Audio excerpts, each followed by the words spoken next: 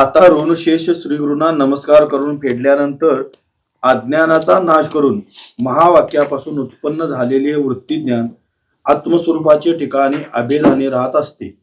जसे निद्रेचा नाश करून जागृती नांदत असते त्याप्रमाणे.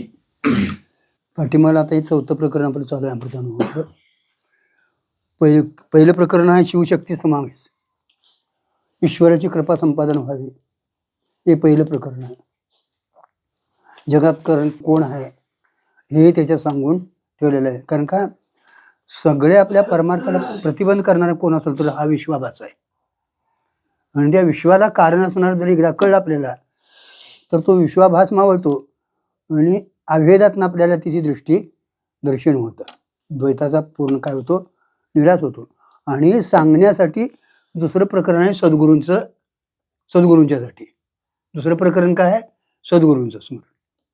सद्गुरूशिवाय आपल्याला हे सांगणार दुसरा कोण नाही. म्हणून आपल्या परमार्थिक क्षेत्रात वेदांतशास्त्रात सद्गुरूला अत्यंतिक मोठं महत्त्व दिलेलं आहे मला. आणि त्यांच्याकडनं मिळालेलं ज्ञान अज्ञाननिवृत्तीसाठी ज्ञानाची आज गरज आहे. कारण का जोपर्यंत आपल्याला अज्ञान निवृत्त होत नाही तोपर्यंत आपल्याला आपल्या वासना म्हणा किंवा काय जे पाठीमाले जे संस्कार असतील ते देहावरचे बुद्धीवरचे अंतःकरणावरले जात नाहीत. म्हणून ज्ञानाला अत्यंतिक महत्त्व आहे महाराज. परमार्थ सगळी जी परमार्थाची क्षेत्र जी तुमची साधना जी आहे ती ज्ञानापतर येण्यासाठी आहे. ती साधना एकदा पूर्ण झाली ना की मग सद्गुरुमुखातनं तुमचं साध्य कार्य होतं, साध्य प्राप्त होतं. बघा तुम्हाला काय म्हणे, साध्य प्राप्त जे म्हणजे अविद्या निवृत्त करणं, परमात्मा प्राप्त करून घेणं हे देखील म्हणायचं नाही. कारण का तो प्राप्तच आहे महाराज. फक्त त्याच्यावरचं आवरण निवृत्त करायचं आहे. आणि ते सद्गुरू महात्मी करतात महाराज. वारा बाळाची फेडी वाचून सूर्याची न घडी, हातू बाबळ झाली तोय न करी. वारा काय करतोय महाराज, ढग तेवढं आल्यावर सूर्यावर काढतोय महाराज. तो का सूर्य निर्माण करत नाही. हाताने काय करायचं, शेवाळ बाजूला काढायचं, पाणी निर्माण करायचं नाही. तसं ज्ञान काय करतं, अज्ञान निवृत्त करतं महाराज, अविद्या निवृत्त करतं. आणि हे या ज्ञानासाठी सद्गुरूची गरज आहे. आणि झालेलं हे ज्ञान वृत्तिगत ज्ञान असतं, शब्दज्ञान असतं. आणि तेही स्वरूपात विरून जावं. म्हणजे वृत्ती राहते पण ती बाधित वृत्ती होऊन आपल्याला पुढं जीवनमुक्तीचा विलक्षण आनंद भोगण्यासाठी विधेय कैवल्याची नजर ठेवून आपण जीवनमुक्ती जर भोगत राहिलो तर तुमचा व्यवहार झालेला व्यवहार न होता परमार्थ स्वरूपाला त्याला प्राप्त होतो, सहज होतो महाराज. कारण का सत्सामान्य हे आहे काय आपलं स्वरूप आहे. सत्सामान्याचे आपलं स्वरूप आहे. मग त्याला आता आपण काहीतरी मानायला लागलो की तिथं विपरीत विशेषण लागलं. आहे एक आपण आहोत ब्रह्मच, परमात्मा तत्वच आपण आहोत. आज तुम्ही मानाय ना तर नाही म्हणा, तुम्हाला कळून दे नाही तर नाही कळून. दुरी आहे तशीच दुरी आहे महाराज. दुरीच्या ठिकाणी काय झालेलंच नाही, होणं शक्य नाही महाराज. पण दुरीच्या ठिकाणी दुरी असून आपण सर्प मानायला लागलो, इथं आपल्याला शास्त्राची गरज लागली. म्हणजे तुम्ही मानणाऱ्यावर भ्रमाची सिद्धी केली. भ्रम तिथं नाही, तुमच्या कार्यावरून कारण मानलंय, कार्यावरून कारण मानलंय महाराज. नाहीतर तिथं स्वरूपाच्या ठिकाणी कार्य नाही, कारण नाही. तिथं कार्यकारणाचा संबंधच नाही महाराज. पण आज आपल्याला वाटायला लागलं म्हणून तुम्हाला ते कळलं नाही. म्हणून एक तिथं भ्रमाचा म्हणजे अज्ञान, भ्रमाला कारण स्वरूपाचं अज्ञान. आणि हे मानून मग शास्त्रानं सद्गुरूंनी ईश्वरानं हे मोठं कार्य केले. वेदाचं मुख्य जर तत्व काय असेल तर हेच आहे महाराज. आणि म्हणून मग त्या अविद्येतनं निवृत्ती होण्यासाठी ज्ञानाची अत्यंतिक गरज आहे. कारण का अपरोक्ष भ्रांतीच आहे. मी अजून कोणतरी आपल्याला वाटतंय ना, मग ते शहाणा असेल नाही तर आणि कोण असेल. शहाणपण कशासाठी, शहाणपणासाठी का कशासाठी, नाव सांगा की. बरं शहाणं कोण, अज्ञानी कोण? ज्ञान हे आपलं काय आहे, स्वरूप आहे. मुंगीपासून ब्रह्मदेवापर्यंत जेवढ्याने किडा मुंगी सगळ्यात ते ज्ञानाची व्याप्ती आहे. सच्चित आनंद, सच्चित आनंद ते अस्ति भाती प्रिय हे परमात्म्याचं स्वरूप आहे ना, कशात नाही नाव सांगा. हम्म. दगड देखील अस्थि आहे ना, अस्थि आहे म्हणून भासतो म्हणून अस्थीची सिद्धी होते. आहे दगड आहे आणि प्रिय वाटतो म्हणून आपण कुठनं बी आणतो ना त्याला. नाम म्हणजे मायेच आहे, बाधित होतं ना. म्हणजे तो परमात्मा सामान्य रूपाने सगळीकडे आहे महाराज. त्याला हे विशेषण लागलं विपरीत आहे ते मानेन आपण, काहीतरी मानायला लागलो म्हणून ते विपरीत ज्ञान निवृत्तीसाठी या यथार्थ ज्ञानाची, मग ते विपरीत विशेषण घालवण्यासाठी यथार्थ ह्या विशेषणाची गरज आहे. पण हे विशेषण आहे तुम्ही म्हणता मगाशी तसं सत्सामान्य स्वरूप आपलं आहे. नाहीतर झोपेत काय आहे नाव सांगा. पण तुम्ही तिथं आहे का नाही? झोपेत आत्मस्वरूपाने आपण आहोत. म्हणजे तिन्ही अवस्था तिथं आहेत, जागृती स्वप्न सुषुप्ती तिथंही आहे. तिथलं ज्ञान आहे आपल्याला, जागृतीतलं प्रकाशन होतंय ना, स्वप्नातलं होतंय, सुषुप्तीत व्यवहार नाही, ज्ञानाज्ञानाचा तिथं व्यवहार नाही. तरी पण मी सुखानं झोपलो होतो, काय जाणत नव्हतं, हे ज्ञान आहे ना तिथं. आणि तिथंही आनंद आहे म्हणून तरी झोपतोय मनुष्य. मग हे तिन्ही अवस्थेचा अन्वय आहे आणि याचा सगळ्याचा अन्वय व्यतिरेक आहे मला. मग आत्मा सत्सामान्य तसा आहे ना तो. मग आता हे न कळल्यामुळं आपण काहीतरी करायला लागलो तरी विपरीत करायला लागलो, म्हणून ते विपरीत ज्ञान घालवण्यासाठी हे यथार्थ ज्ञान मानलंय. हेही तिथं महाराज एक विशेषण लागतं, पण हे यथार्थ आहे. म्हणून भ्रमात दोन विषय घटल्यात महाराज, एक संवादी भ्रम, विसंवादी भ्रम. कारण का परमार्थ देखील आता आपण बोलतोय महाराज, यातनं बोलतोय, लक्षात ठेवायचं. स्वरूपाखंड सांगायचं आहे, नाहीतर तिथून पुढे काय परमार्थच करायचं आहे महाराज. परमार्थ म्हणजे देवाच्या नावानं हाका मारीत बसायचं. देवदेव लोकांच्या नावानं टाळ्या वाजवण्यापेक्षा, लोकांच्या नावानं आराधण्यापेक्षा त्याच्या नावानं आराधतो बसूया महाराज. त्याच्या संकट भांडूयात, त्याच्या संकट भांडायला तुमचा अधिकार आहे, भांडावं तिन्ही. देवासंकट भांडायला त्याचा अधिकार तेवढा लागतो महाराज. पतिव्रता स्त्रीच पती संकट भांडू शकते महाराज. तो अनन्य भावानं जर त्याला शरण गेला असेल तोच भांडू शकतो देवाबरोबर. तुम्हाला मला भांडता येत नाही महाराज. आम्ही अनन्य शरण कुठं आहे माहिती आहे? सांगायचं नाही, सगळीच येतच आहे. ते आमचं ऐकून घेईल, आमच्या भानगडीत पडेल म्हणतात त्या. बघा जाऊन ते तुमचं तुम्ही काय करायचं. सांगायचं काय महाराज, हे विपरीत विशेषण घालवायसाठी यथार्थ ज्ञानाची गरज आहे.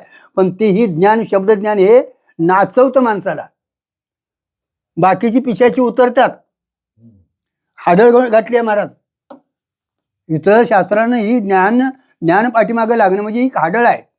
जिवंत बायको तुम्हाला त्रास थोडासा देते, म्हणजे आता शेताकडे यायचं नाही म्हटलं थांबती तिथं ती. हो, कारण का तिला कुठंतरी संबंध आहे उपाधीचा, आणि उपाधी संबंधाने ती व्यवहार करते महाराज.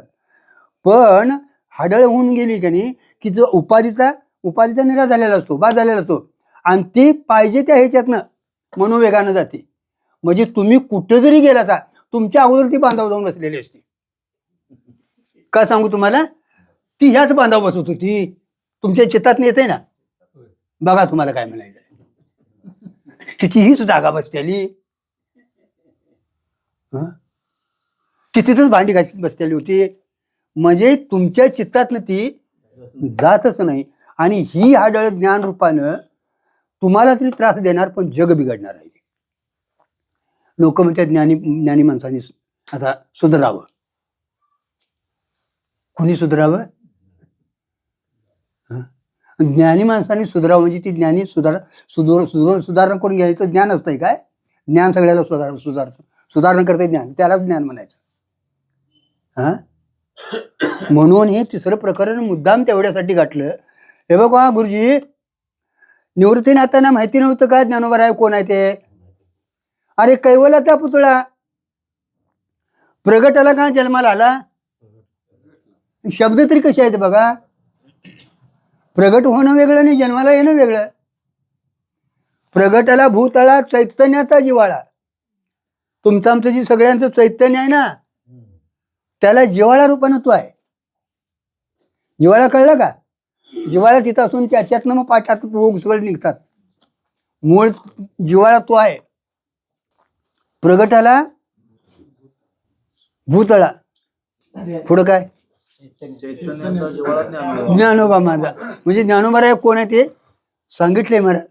तरी पण मला त्यांना ज्ञानोबा आहे ना, हे अमृत अनुभव, तुझा अनुभव काय सांग म्हटले. का तर परमार्थ हा अनुभवाच आहे महाराज, बोलायचा नाही. परमार्थ हे अनुभव स्वरूप आहे. इथं शब्द देखील खुंटीत होतो महाराज. शब्दाचा इकडे बाहेर महाराज सावं म्हणजे प्रमाण जरी श्रेष्ठ असेल, ते शब्द प्रमाण जरी श्रेष्ठ असलं तरी कुणासाठी महाराज, नाम रूप संबंधो जाती क्रिया भेदो आकाराशी प्रवादो, वस्तूशी नाही. वस्तूबद्दल काय बोलताच येत नाही. बोलायला तर त्याला वाचिता नावं लागतं. वाचित आणलं की ते अनात्मा पदार्थ झालंच त्याच्याबद्दल. आणि म्हणजे एवढ्या सगळ्या त्याच्यावर येतात, आपत्ती येतात महाराज. पण ज्ञान तरी व्हायला पाहिजे. आणि मग ते ज्ञान झालेलं नाही महाराज, कळवून घ्यायचं आहे. ज्ञानाच्या ठिकाणी एक बाबा ते आवरणाचा कुठेतरी जरा पुसट हे मानलेला आहे, तो बी तुमच्या कार्यावरून. तर ज्ञानाच्या ठिकाणी अज्ञान असतंय काय? अज्ञान असावं म्हणून तुम्ही निवृत्त करावं, ज्ञान नसावं म्हणून तू प्राप्त करून घ्यावं. किती अपत्य येतात बघा. अज्ञान निवृत्त, अज्ञान काय मानायला आलाय तू? सूर्याच्या ठिकाणी अंधकार आहे काय? मग तरी पण आम्हाला जे काय मानायला लागले आपण विपरीत, त्याच्यासाठी तिथं त्यांनी कारण म्हणून मानलेलं आहे महाराज. आणि त्याच्यासाठी ज्ञानाची जरी गरज असली तर हे ज्ञान देखील वृत्तिगत ज्ञान असल्यामुळं, वृत्तीत अहम हा जोपर्यंत हे व्यवहार करतो तोपर्यंत ते अविद्येचं कार्य आहे, वृत्तीचं अविद्येचं कार्य आहे म्हणत. आणि मग ती वृत्ती बाधित व्हावी अशी कुठंतरी ती अंमल करू नये म्हणून हे तिसरं प्रकरण त्यांनी खंडनात्मक प्रकरण घातले. स्वरूपभूत ज्ञानाचं खंडन नाही, हे कायम लक्षात ठेवायचं गुरुजी. आणि स्वरूपभूत ज्ञानाचं जर खंडन केलं जा तुम्ही, तर या जगताला असणारं अधिष्ठानच उडालं. कारण का अधिष्ठाना वाचून आदेशाला सत्ता नाही. तुम्ही आहे नाही म्हणायला देखील तुम्हाला सत्ता नाही. कारण का रज्जू होती म्हणूनच तुम्हाला सर्प म्हणण्याची, रज्जूच नसती तर. तसं सत चित, चित म्हणजे ज्ञान आणि आनंद, ती जर अधिष्ठान नसेल तर तुम्हाला इथलं अमकं आहे नाही म्हणायच्या देखील तिथं काहीच नाही. म्हणून स्वरूपभूत ज्ञानाचं खंडन नाही. स्वरूप हे आपलं, ते स्वरूप म्हणजेच आपलं स्वरूप आहे. ज्ञान म्हणजे ज्ञान जे आपलं स्वरूप आहे, आणि त्याला वाचेतच आणले की ते बाहेर येतं महाराज. आणि म्हणून त्याचं खंडन आहे. आता पुढे बघूया ओवीला काय म्हटले. आता म्हणजे मागे तिसरे प्रकरणात चारी वनेची ऋण पेटली. बघा आता म्हणजे हे तिसरी प्रकरण झाले ना, 4 वाण्या आहेत महाराज. परा, पश्यंती, मध्यमा आणि वैखरी. ह्या वाण्या देखील आहेत त्या अंतःकरण वृत्तीच्याच आहेत महाराज. 4 देह मानलेले आहेत महाराज.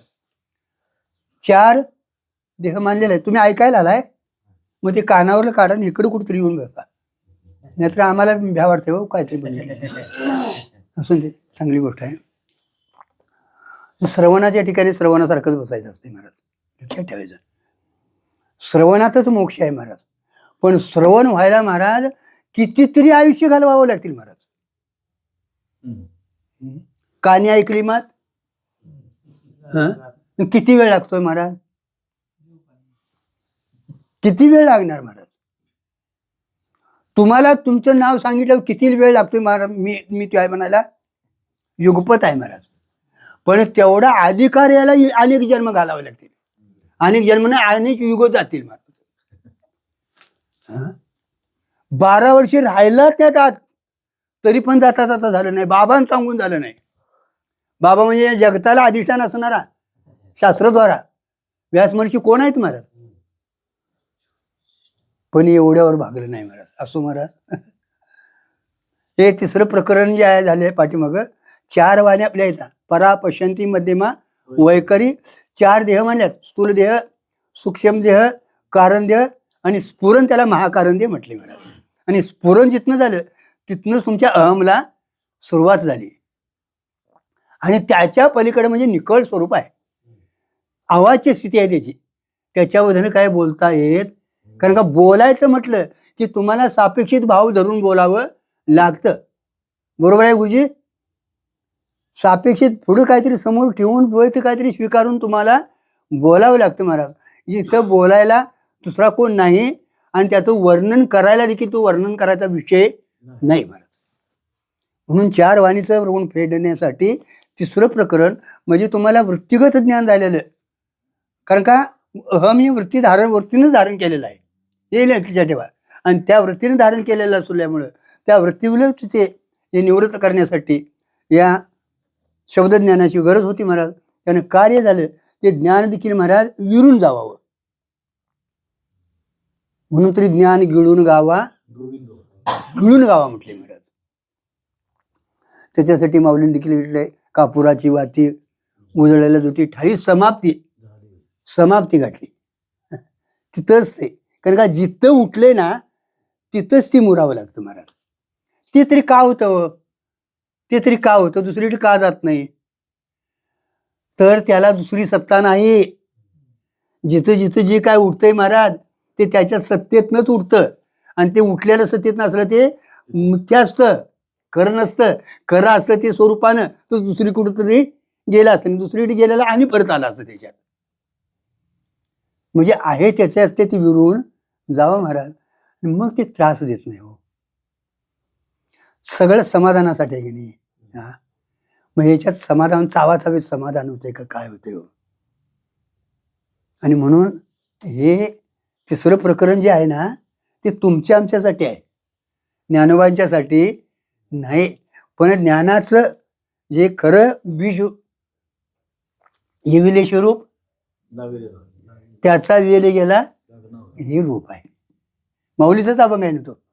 हा, मोगरा फुलला, हे जे वेल आहे माऊलीने लावलेलं आहे मला, लक्षात ठेवा. माऊलीला सांगायची काही गरज नाही, पण याच फुलाचा आपण आस्वाद घेणार आणि त्याची विकृती होऊ नये. आणि म्हणून हे तिसरं प्रकरण तेवढ्यासाठी तुझा अनुभव काय तो सांग. आणि हा विषय आहे तो अनुभवच आहे महाराज. हे आम्हाला कुणाला एकमेकाला सांगता येत नाही, हे स्वतः अनुभवायचं आहे महाराज. फक्त तुमचं झालंय का नाही कळल कधी महाराज? आपण त्या स्थितीवर गेलो तर. मी वासुदेव आहे तत्व होता कळू येईल कोणाला ठाऊक आहे म्हटले? बायका पोरांनी ठाऊक आहे, संतांना माहिती आहे. कारण का ज्याच्या त्याच्या जातीची ओळखतात महाराज, ज्याच्या त्याच्या जातीची. तो महात्मा मुक्त आहे का नाही त्या स्थितीवर गेल्यावर, साधकावस्थेवर गेल्यावर कळतं महाराज. या काही खुणा आहेत महाराज, हे काय सांगून होत. आमच्यासारखा कोण नाही, तुमच्यासारखा कोण नाही, इथं नाही बसत महाराज. आणि हे होऊ नये, हा आनंद भोगावा, परमार्थात विकृती होऊ नये म्हणून हे तिसरं प्रकरण मुद्दाम घातलेलं आहे. आणि जर चार वाणीचा तरुण फेडल्यानंतर पुढं काय करायचं ह्या चौथ्या प्रकरणाला सांगतात महाराज.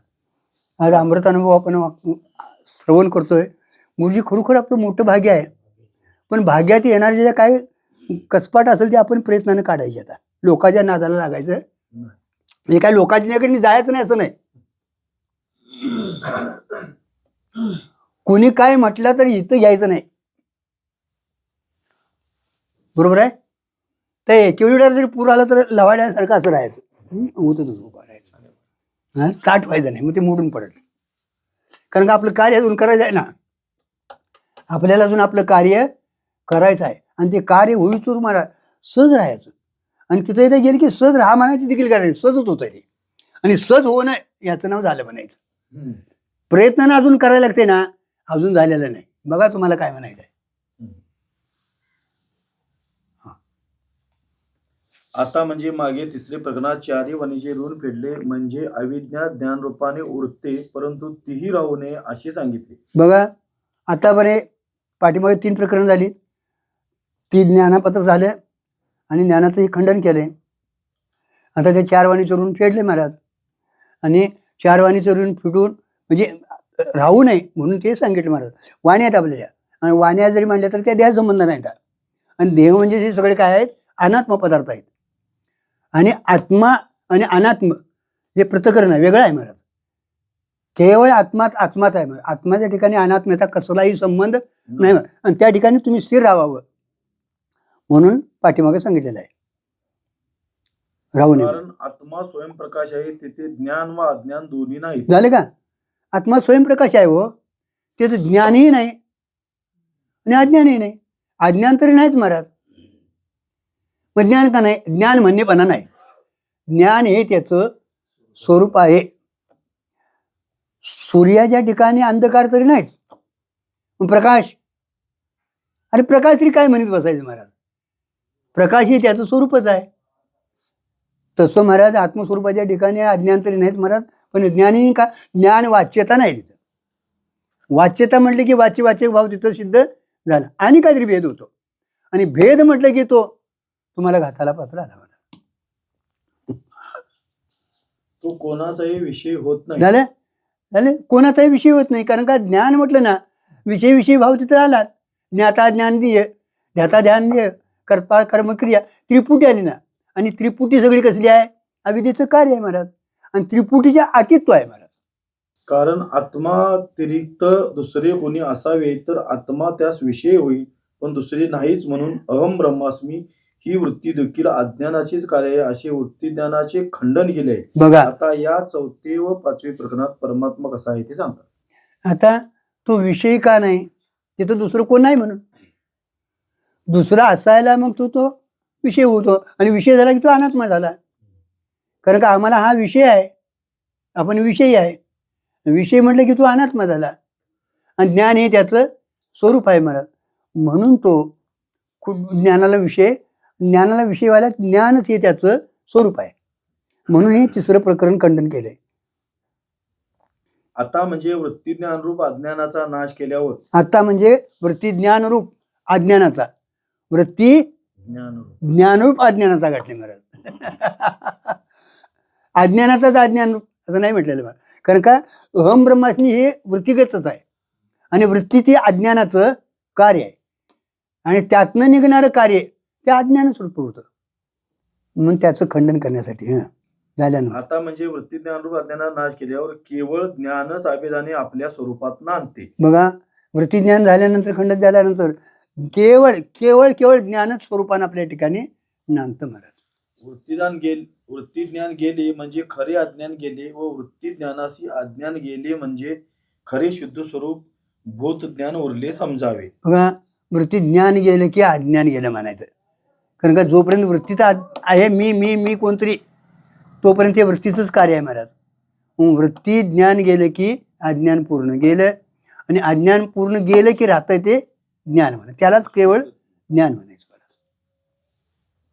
म्हणून तिथं म्हटलंय इदंतीची मी पणे विनाथा गाठले, तिथे ढारले.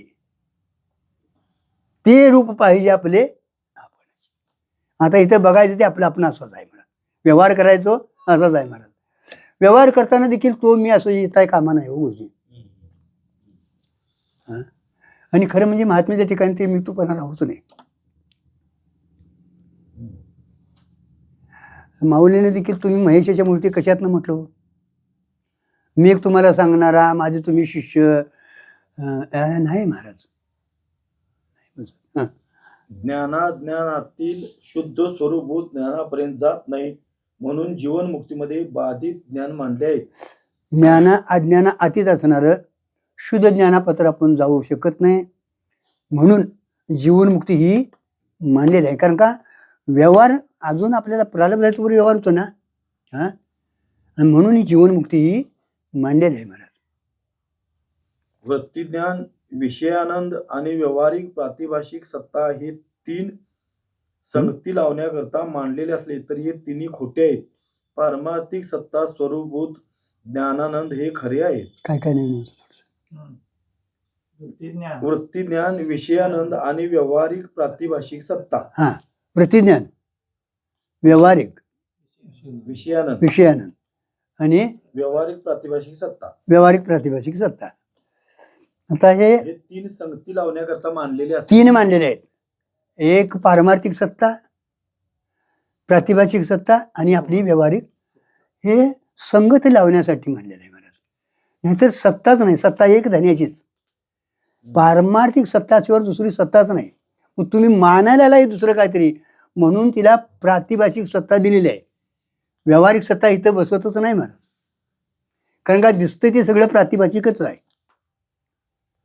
मग स्वप्नाचे दृष्टांत दिले का महाराज? जागृती तुम्हाला मिथ्या कळलं ना म्हणून.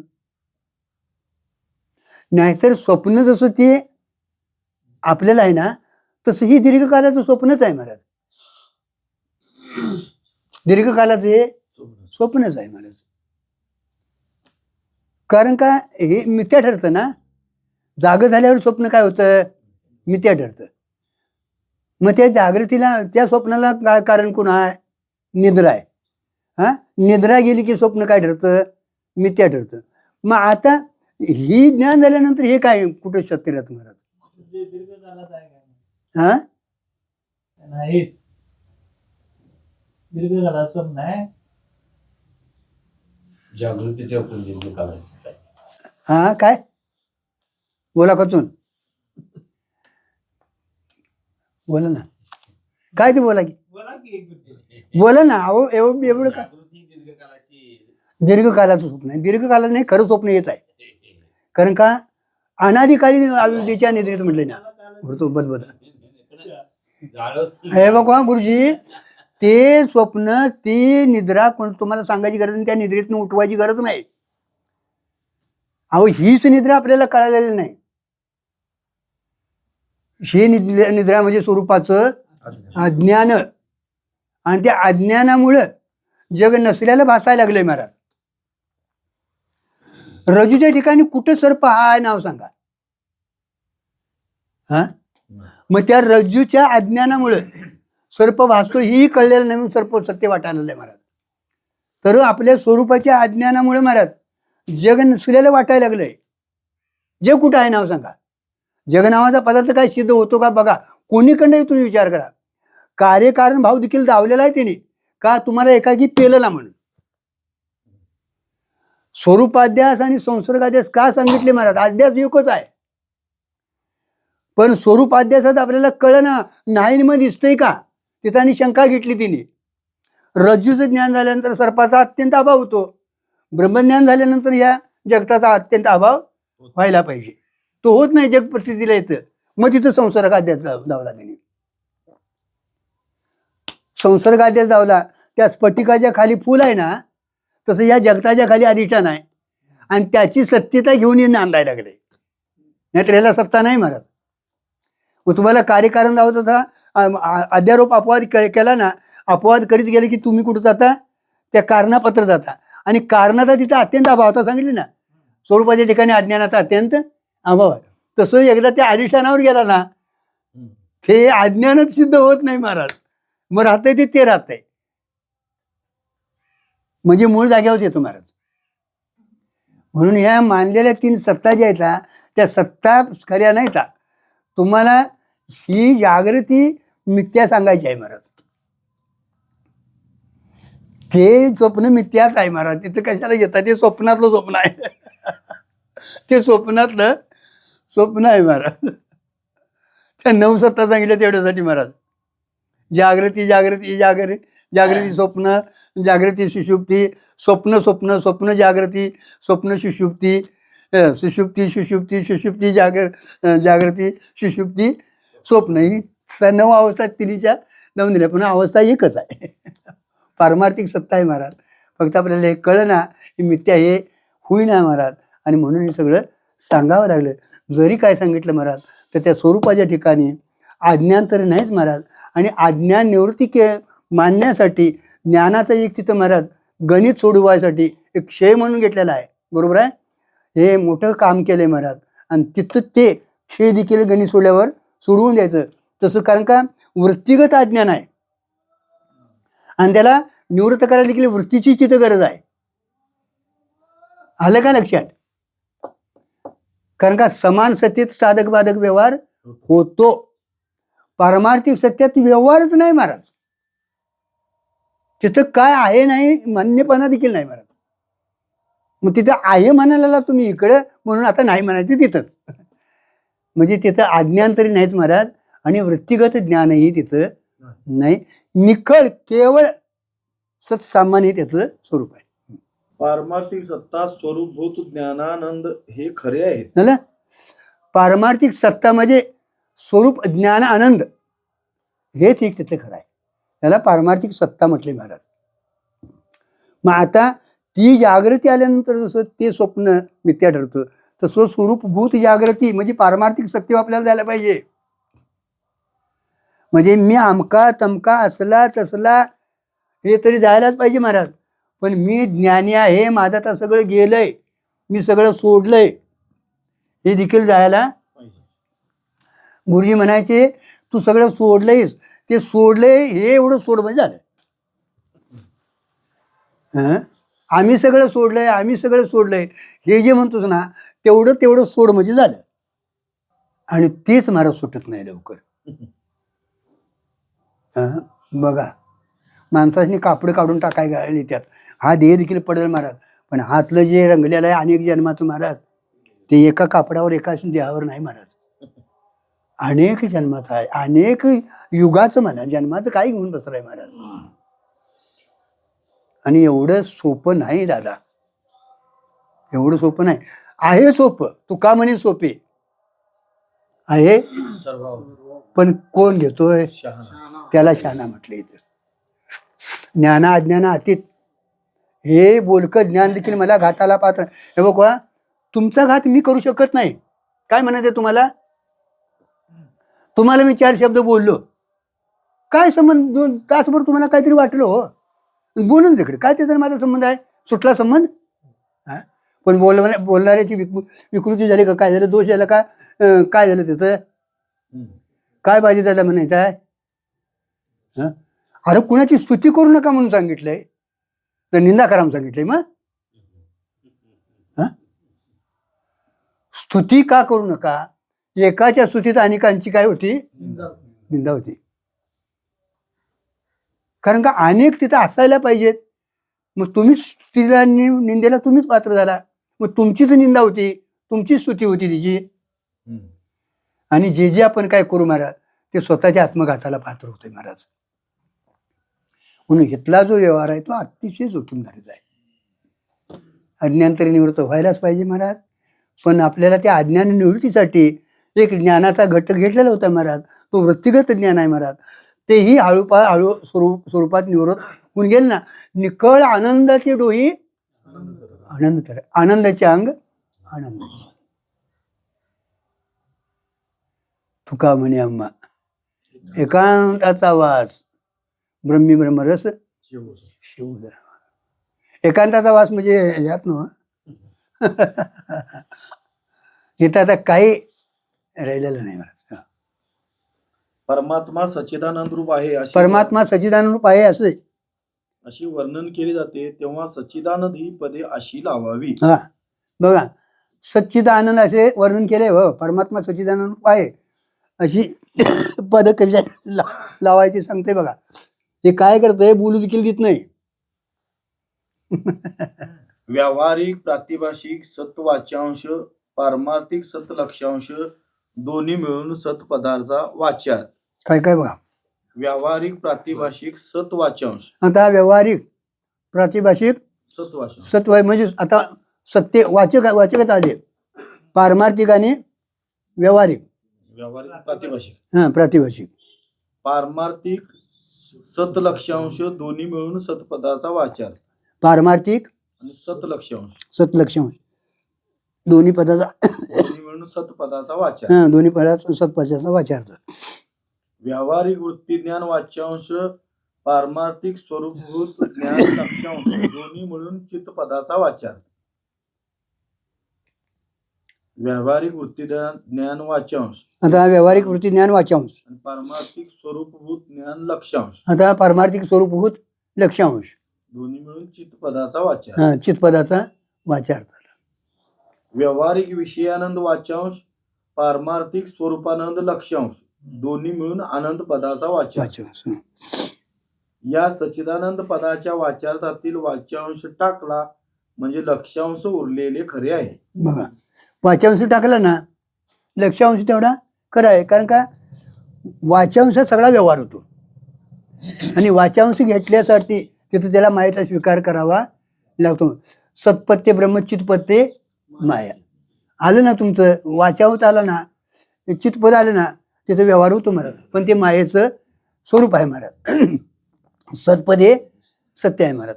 आणि मग त्या वाचांशाचा त्याग झाला की राहतं ते सत्पदच, आणि ते खरं स्वरूप आपलं आहे. सार गोष्ट स्वरूपभूत ज्ञानाला अज्ञान असे तर म्हणताच येत नाही. बघा, सांगायचं काय महाराज, स्वरूपभूत ज्ञानाला अज्ञान असं तरी म्हणता येत नाही. कारण का, स्वरूपभूत ज्ञान आहे ना ते, म्हणजे त्याला अज्ञानाचा कसलाही संबंध नाही म्हणून त्याला अज्ञानही म्हणता येत नाही. पण आता पण का घातलं का बघा, पण ज्ञानपदाची वाच्यताही तेथे नाही. ज्ञानपदाची वाच्यताही तिथं, ज्ञान स्वरूप आहे तिथं, अज्ञान मात्र तिथं नाहीच. अज्ञानाचं पूर्ण इथं काय आहे, खंडन आहे. पण ज्ञान म्हणणेपणा नाही, वाच्यता नाही, तेवढ्यासाठी घातलं महाराज. कारण का ज्ञानच ही आपलं स्वरूप आहे महाराज. आणि म्हणून हे बघा, ज्ञानाच्या ठिकाणी तुम्हाला मला काही कळत नाही म्हणता का नाही, ते ज्ञान आहे का अज्ञान आहे हो? आम्हाला अजून काही कळत नाही, मला काही कळत नाही, हे काय आहे हो? अरे अज्ञान नाही, ते ज्ञानच आहे. कळत नाही ना.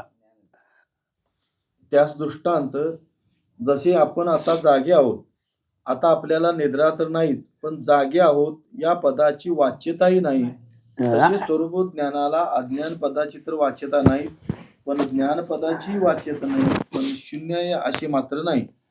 तर निद्रा गेल्यानंतर जशी जागृती उरते, तशी अज्ञान गेल्यावर स्वरूपभूत ज्ञानच नांदत असते. ओवीमध्ये ज्ञान अभेद वावरे असे जे म्हटले, ते स्वरूपभूत ज्ञानाचे वर्णन आहे, वृत्ती ज्ञानाचे नव्हे. हीच गोष्ट आणखी दृष्टांताने सांगतो. आता आपण जागा आहोत महाराज, जागा होत म्हणल्यावर त्याच्या पाठीमागे झोप होतीच, निद्रा होती ना. निद्रा जाण्यासाठी महाराज जागृतीची गरज आहे. जोपर्यंत झोपलेला आहे, जागा बी करावा लागतो महाराज. मी जागा झालोय म्हणावं, म्हणतोय बी तो, पण आणि निद्रेत जाईल ना. ते आता नाही महाराज, पहिले त्या मळण्या होत्या का नाही, अगा उठलाच काय, उठलोच म्हणतोय, हातरून झाडल्यासारखं बी करतोय, वळी वडली तरी ती येतच नाही, आणि परत जाऊन उठवायला लागते महाराज. कारण का, निजलेला माणूस जागा झाला की आणि झोपे गेले जाण्याची ही असते महाराज. मग आता त्याला जागा होईसून महाराज उठवायचा, खळ्या होईसून उठवायचा महाराज. खळ्यावाला तर जागा झाला काय म्हणून विचारायचं आहे काय? आता काय विचारायचं म्हणा, ते आता मी जागा झालोय म्हणून बसतोय काय? नाही, जागा झाल्या, आता ती निद्रा बी गेली आणि जागा झाले म्हणणेपणा बी गेलाय. कारण तो अगोदरचाच जागा आहे, झोप आलती म्हणून जागृती मानलेली आहे. तसं स्वरूपानं आपण ज्ञान हे आपलं स्वरूपच आहे महाराज. फक्त महाराज तिथं व्यवहार नाही, ज्ञानाज्ञानाचा व्यवहार नाही महाराज. आणि व्यवहार म्हटलं की तिथं आणि अलीकडे ये आले महाराज. म्हणून अज्ञान सापेक्ष ज्ञान मानलेलं आहे. ज्ञाननिवृत्तीसाठी ज्ञानाची गरज आहे, पण ते घेतलेलं ज्ञान देखील, आता मला ज्ञान झालं, मी ज्ञानी आहे. जर गावात नव्हता माझी जरा वरात काढा म्हणायला लागला तर लगीन झाले, ठरवीस तरी एकदा काढली की वरात. आता आणि मी नवरा आहे म्हणून रोज 4 पोरं घेऊन माझी वरात काढा म्हटलं तर त्याच्यासारखं पिस्सं कोण नाही महाराज. आणि ही पिस्सं सगळ्यात वाईट आहे महाराज. दुसऱ्याची पिशे उतारत्यात उतारा टाकायला लागतोय, गावतोय, पण याला उतारा देखील नाही महाराज, हाडळ आहे. म्हणून स्वरूपाच्या ठिकाणी अज्ञान तरी नाहीच महाराज. ज्ञान वाच्यता नाही तिथं, ज्ञानाची वाच्यता नाही, एवढंच आपण कायम लक्षात ठेवायचं. नाहीतर बोलायचं बंद करायचं, नाही तर आम्ही बोलायचं नाही, आता असलं नाही तसलं नाही, काय ज्या उर्म्या ज्या उठत्यात आतनं. आणि अजूनही सांगतो, कोणी काय म्हणते तुम्हाला पुढ्याला, मला ते असा मनाला देखील मनावर घेऊ नका. मनाला हे उठतंय अजून इथं ना, अजून तुम्ही बघा काय म्हणायचं. म्हणजे होतं ते, आपण होऊ नये असं म्हणू नये, म्हणण्याची करण्याची पाळी येऊ नये महाराज. पण काय करूया, आपल्याला तीच पिऊन सवय झाली आहे. आपण सुधारायचं. गुरुजीने हे सांगितले महाराज, भागत्याग लक्षण करा. आणि मग माझ्या बाबाला हे बी म्हणायचं नाही. तुमचा संबंध काय, नाव सांगा आपला. तुमचा संबंध कुणाशी ठेवावा? ठेवायचा तर देवाची ठेवावा, सद्गुरूची ठेवावा, ते बी तुम्ही वृत्तीची आहे म्हणून. वृत्तीचा संबंध सोडा, काहीच नाही तुम्हाला. बरोबर आहे. वृत्तीचा संबंध सुटला ना, अरे देव तरी कुठं तुम्हाला वेगळा आहे आणि देव गुरु तरी कुठं वेगळा आहे महाराज. संबंध धरायला असायला पाहिजे कोणतरी, आणि मग संबंध धरावा, आणि धरलेला असेल तर सोडावा महाराज. कुठं संबंधाला कोण तुमचं राहतंय महाराज. पण एवढं होण्यासाठी महाराज आपण या क्षेत्रात आहोत. कोण कसा म्हणणार, कोण कसा म्हणणार, कोण कसा म्हणणार, ऐकत राहायचं, आपल्या कानाला लावून घ्यायचं नाही. महाराज आम्हाला म्हणजे दूत महाराजांनी हे पद लिहून घ्यायला सांगितलं. ज्ञान आधेदे वावरे, हा बरोबर आहे. ज्ञान घ्या या परी जगी ब्रह्म ऐक्य तरी. हा लिहून घ्या म्हणून बरोबर आहे. घेतलं तर काय हा द्यायचं सगळं राहिलं चालू. हे पण नाही लिहून नाही, लावायला. होय होय, काही गोष्टी त्या अगदी लिहून. ज्ञान विषय नसून स्वरूप आहे ह्या लिहून सांगितलं. बरोबर. दूत महाराजांची साधकाबद्दल मोठी तळमळ होती, असं नाही महात्मा महाराज, पण त्यांच्याकडे माणसं नाहीत, बोलवून घ्यायची, त्यांच्याकडे माणसं नाहीत. कारण काय, हे अज्ञानातलं गिराक तिकडच असतंय महाराज. खरा हिऱ्याला सगळे गिराक असते, त्याची किंमत आपल्याकडे भांडवल पाहिजे ना तेवढं. हा तसं अधिकार नको काय. दूत महाराजाकडे जाणारा सामान्य माणूस म्हणून नका देऊ तुम्ही. हा महान कुटीवरचा महात्मा होता, नाही ना बाजी दादा. आणि साधकाबद्दल एवढी तळमळ म्हणून तो महात्मा होता. महात्मा कशावरनं जाणायचा, तर केवळ आणि केवळ महात्मा साधकासाठी जगतो, त्यालाच महात्मा म्हटले महाराज. काय म्हणायचं नव्हतं, कारण का त्यांना माहिती आहे साधक कोण आहे. तो सगळं साधता येतं, पण साधक अवस्था साधता येत नाही. साधक अवस्था संपादन करण्यासाठी सगळा अट्टाच आहे. अनेक युग तुम्हाला करावे लागतील त्याच्यासाठी. साधक अवस्था सिद्ध झाली की सिद्ध आहेच महाराज, काय आणि अडचण आहे महाराज. सिद्ध काय अवस्था प्राप्त करून घ्यायची काय सांगितले नाही, आत्मा स्वयंसिद्ध आहे महाराज. पण ती जाणून घ्यायची जी इच्छा आहे, जी वृत्तीची तयारी आहे, ती अनेक जन्माची असते महाराज. आणि म्हणून ते अशा काय ठराविक ओव्या, ठराविक घटक अगदी लिहून घ्या म्हणायचे, म्हणून दावायचे ते. मी तो सोय परब्रह्म म्हणा म्हणायचे, 2दा 3दा ते म्हणून घ्यायचे. मग हा मग लिहून घ्या, विसरू नका. काय दादा त्यांची शिकवण आहे. आणि सोप्या भाषेत हो. अहो आली माणसं की हातरून टाकायचं राहून दे, तसंच बसले बघा. सुरू केलं मी तरी एकदा, माझी ते बंद करा शेवटी. कोणतरी भेटेल आपल्याला, आपण त्या बाबाकडे सारखं गारानं घालूया, कार्य होईल. मला माहिती आहे, काय माहिती आहे काय, हा आत्मा नसता तर मग झालं नसतं. एखाद्या देहात आत्मा नसताना तर मग काय तुम्ही मुक्त झाला नसता महाराज. जिथं आत्मा आहे तो मुक्तच आहे का नाही. मुक्त नाही का वाटत नाही, नाव सांगा. काय म्हणायचं तुम्हाला, नाव सांगा. कुठं तुम्ही जाऊ नका, आहे त्या स्थितीत गप राहावा. काय त्याला म्हणू बी नका आणि काय करू बी नका, म्हणजे काय व्यवहार टाकू नका असं नाही. पण ते मी आहे असो. दुसरी ओवी. का दर्पणाचा निघाला ऐक्य बोधू पहिला, मुखभोगी आपुला तैसी आपणची. किंवा आरशात पडलेले प्रतिबिंब आरशातून वेगळेपणाने निघाले, तर आरशाची उपाधी होण्याची पूर्वी बिंबभूत मुख आपला पहिला जो ऐक्यबोध आहे तोच आपल्या ठिकाणी भोगते. सारांश. बिंब प्रतिबिंब भावरहित मुख आपल्या पूर्वीच्या स्वरूपाला पाहते.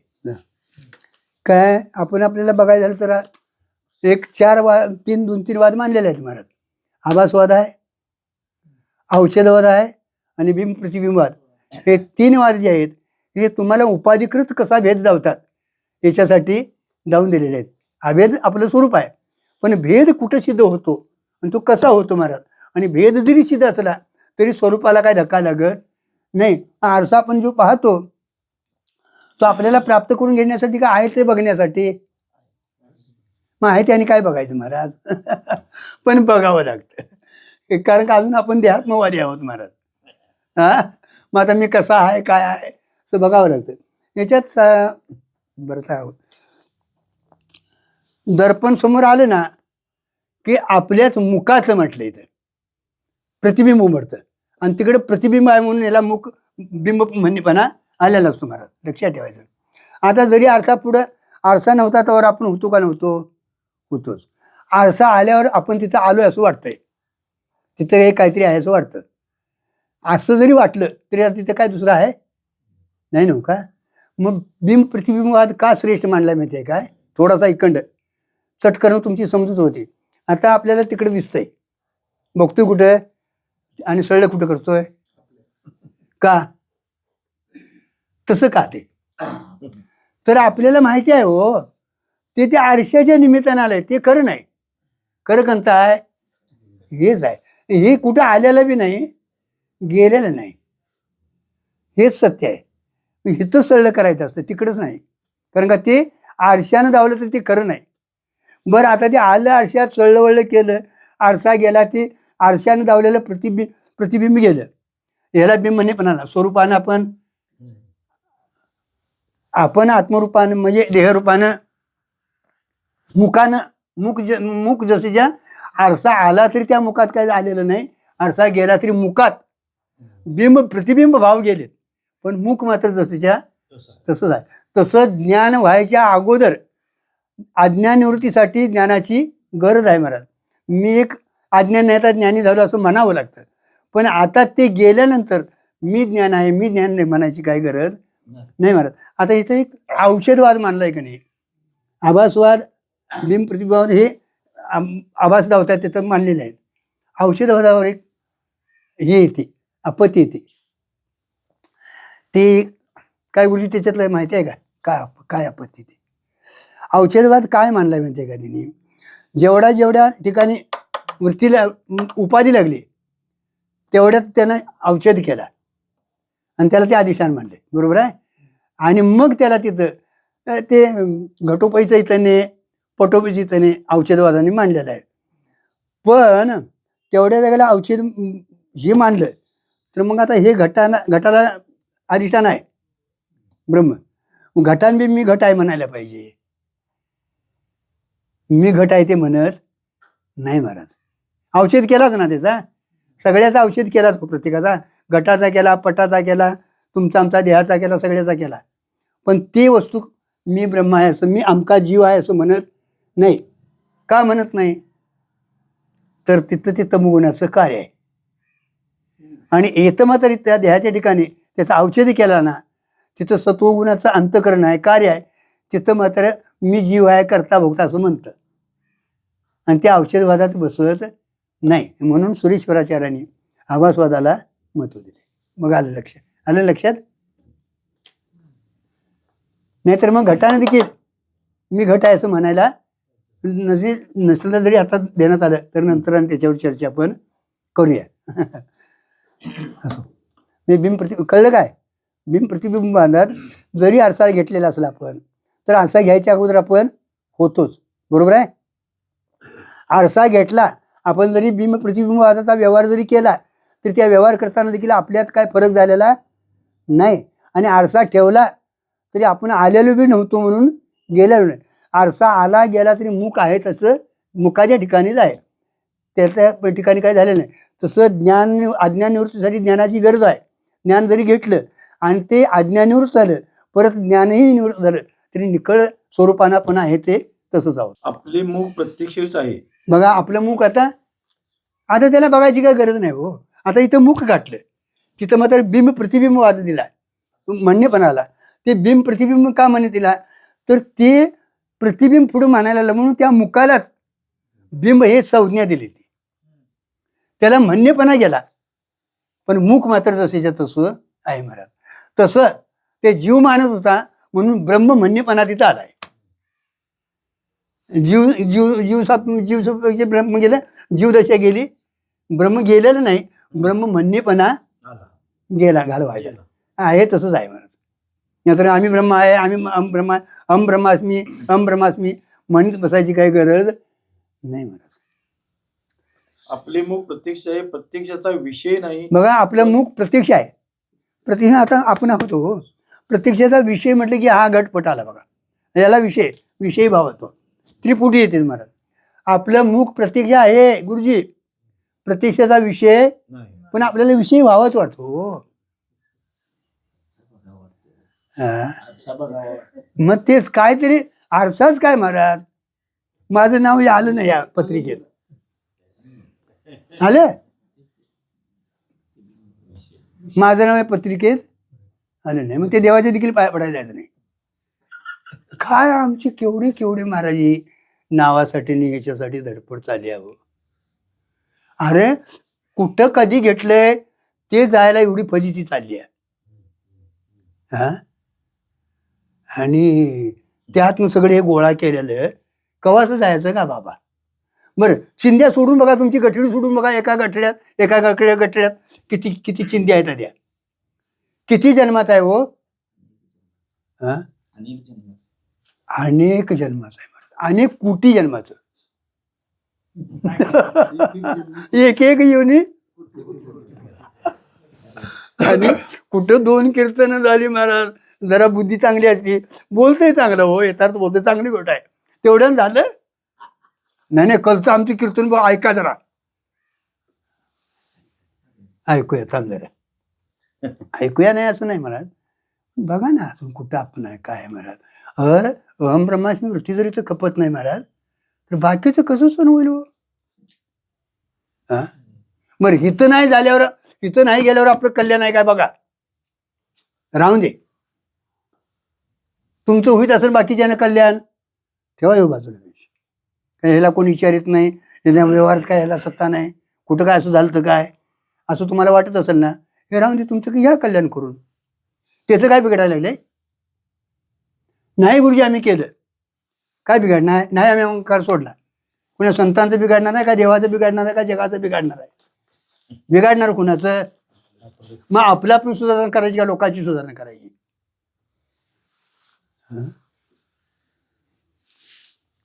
बघा बाबा काय करायचं. दर्पणाचे हे नाही घेतलेलं वेगळेपणा, ते यायच्या अगोदर बी होतच, आपण गेला तरी वेगळेपणा जातो, आपण मात्र जात नाही, येत नाही. कारण का त्रिकाला बाधित आपण काय आहे, सत्य आहे. दर्पण घ्यायच्या अगोदर मुख आहेत, दर्पण आलं तरी मुखाला तुमचं काय झालेलं नाही, आणि दर्पण गेलं तरी मुखाचं काय झालेलं नाही. एवढ्यावर जरी आपण थांबलो तर बास आहे. माझ्यात काय झालेलं नाही बाबा.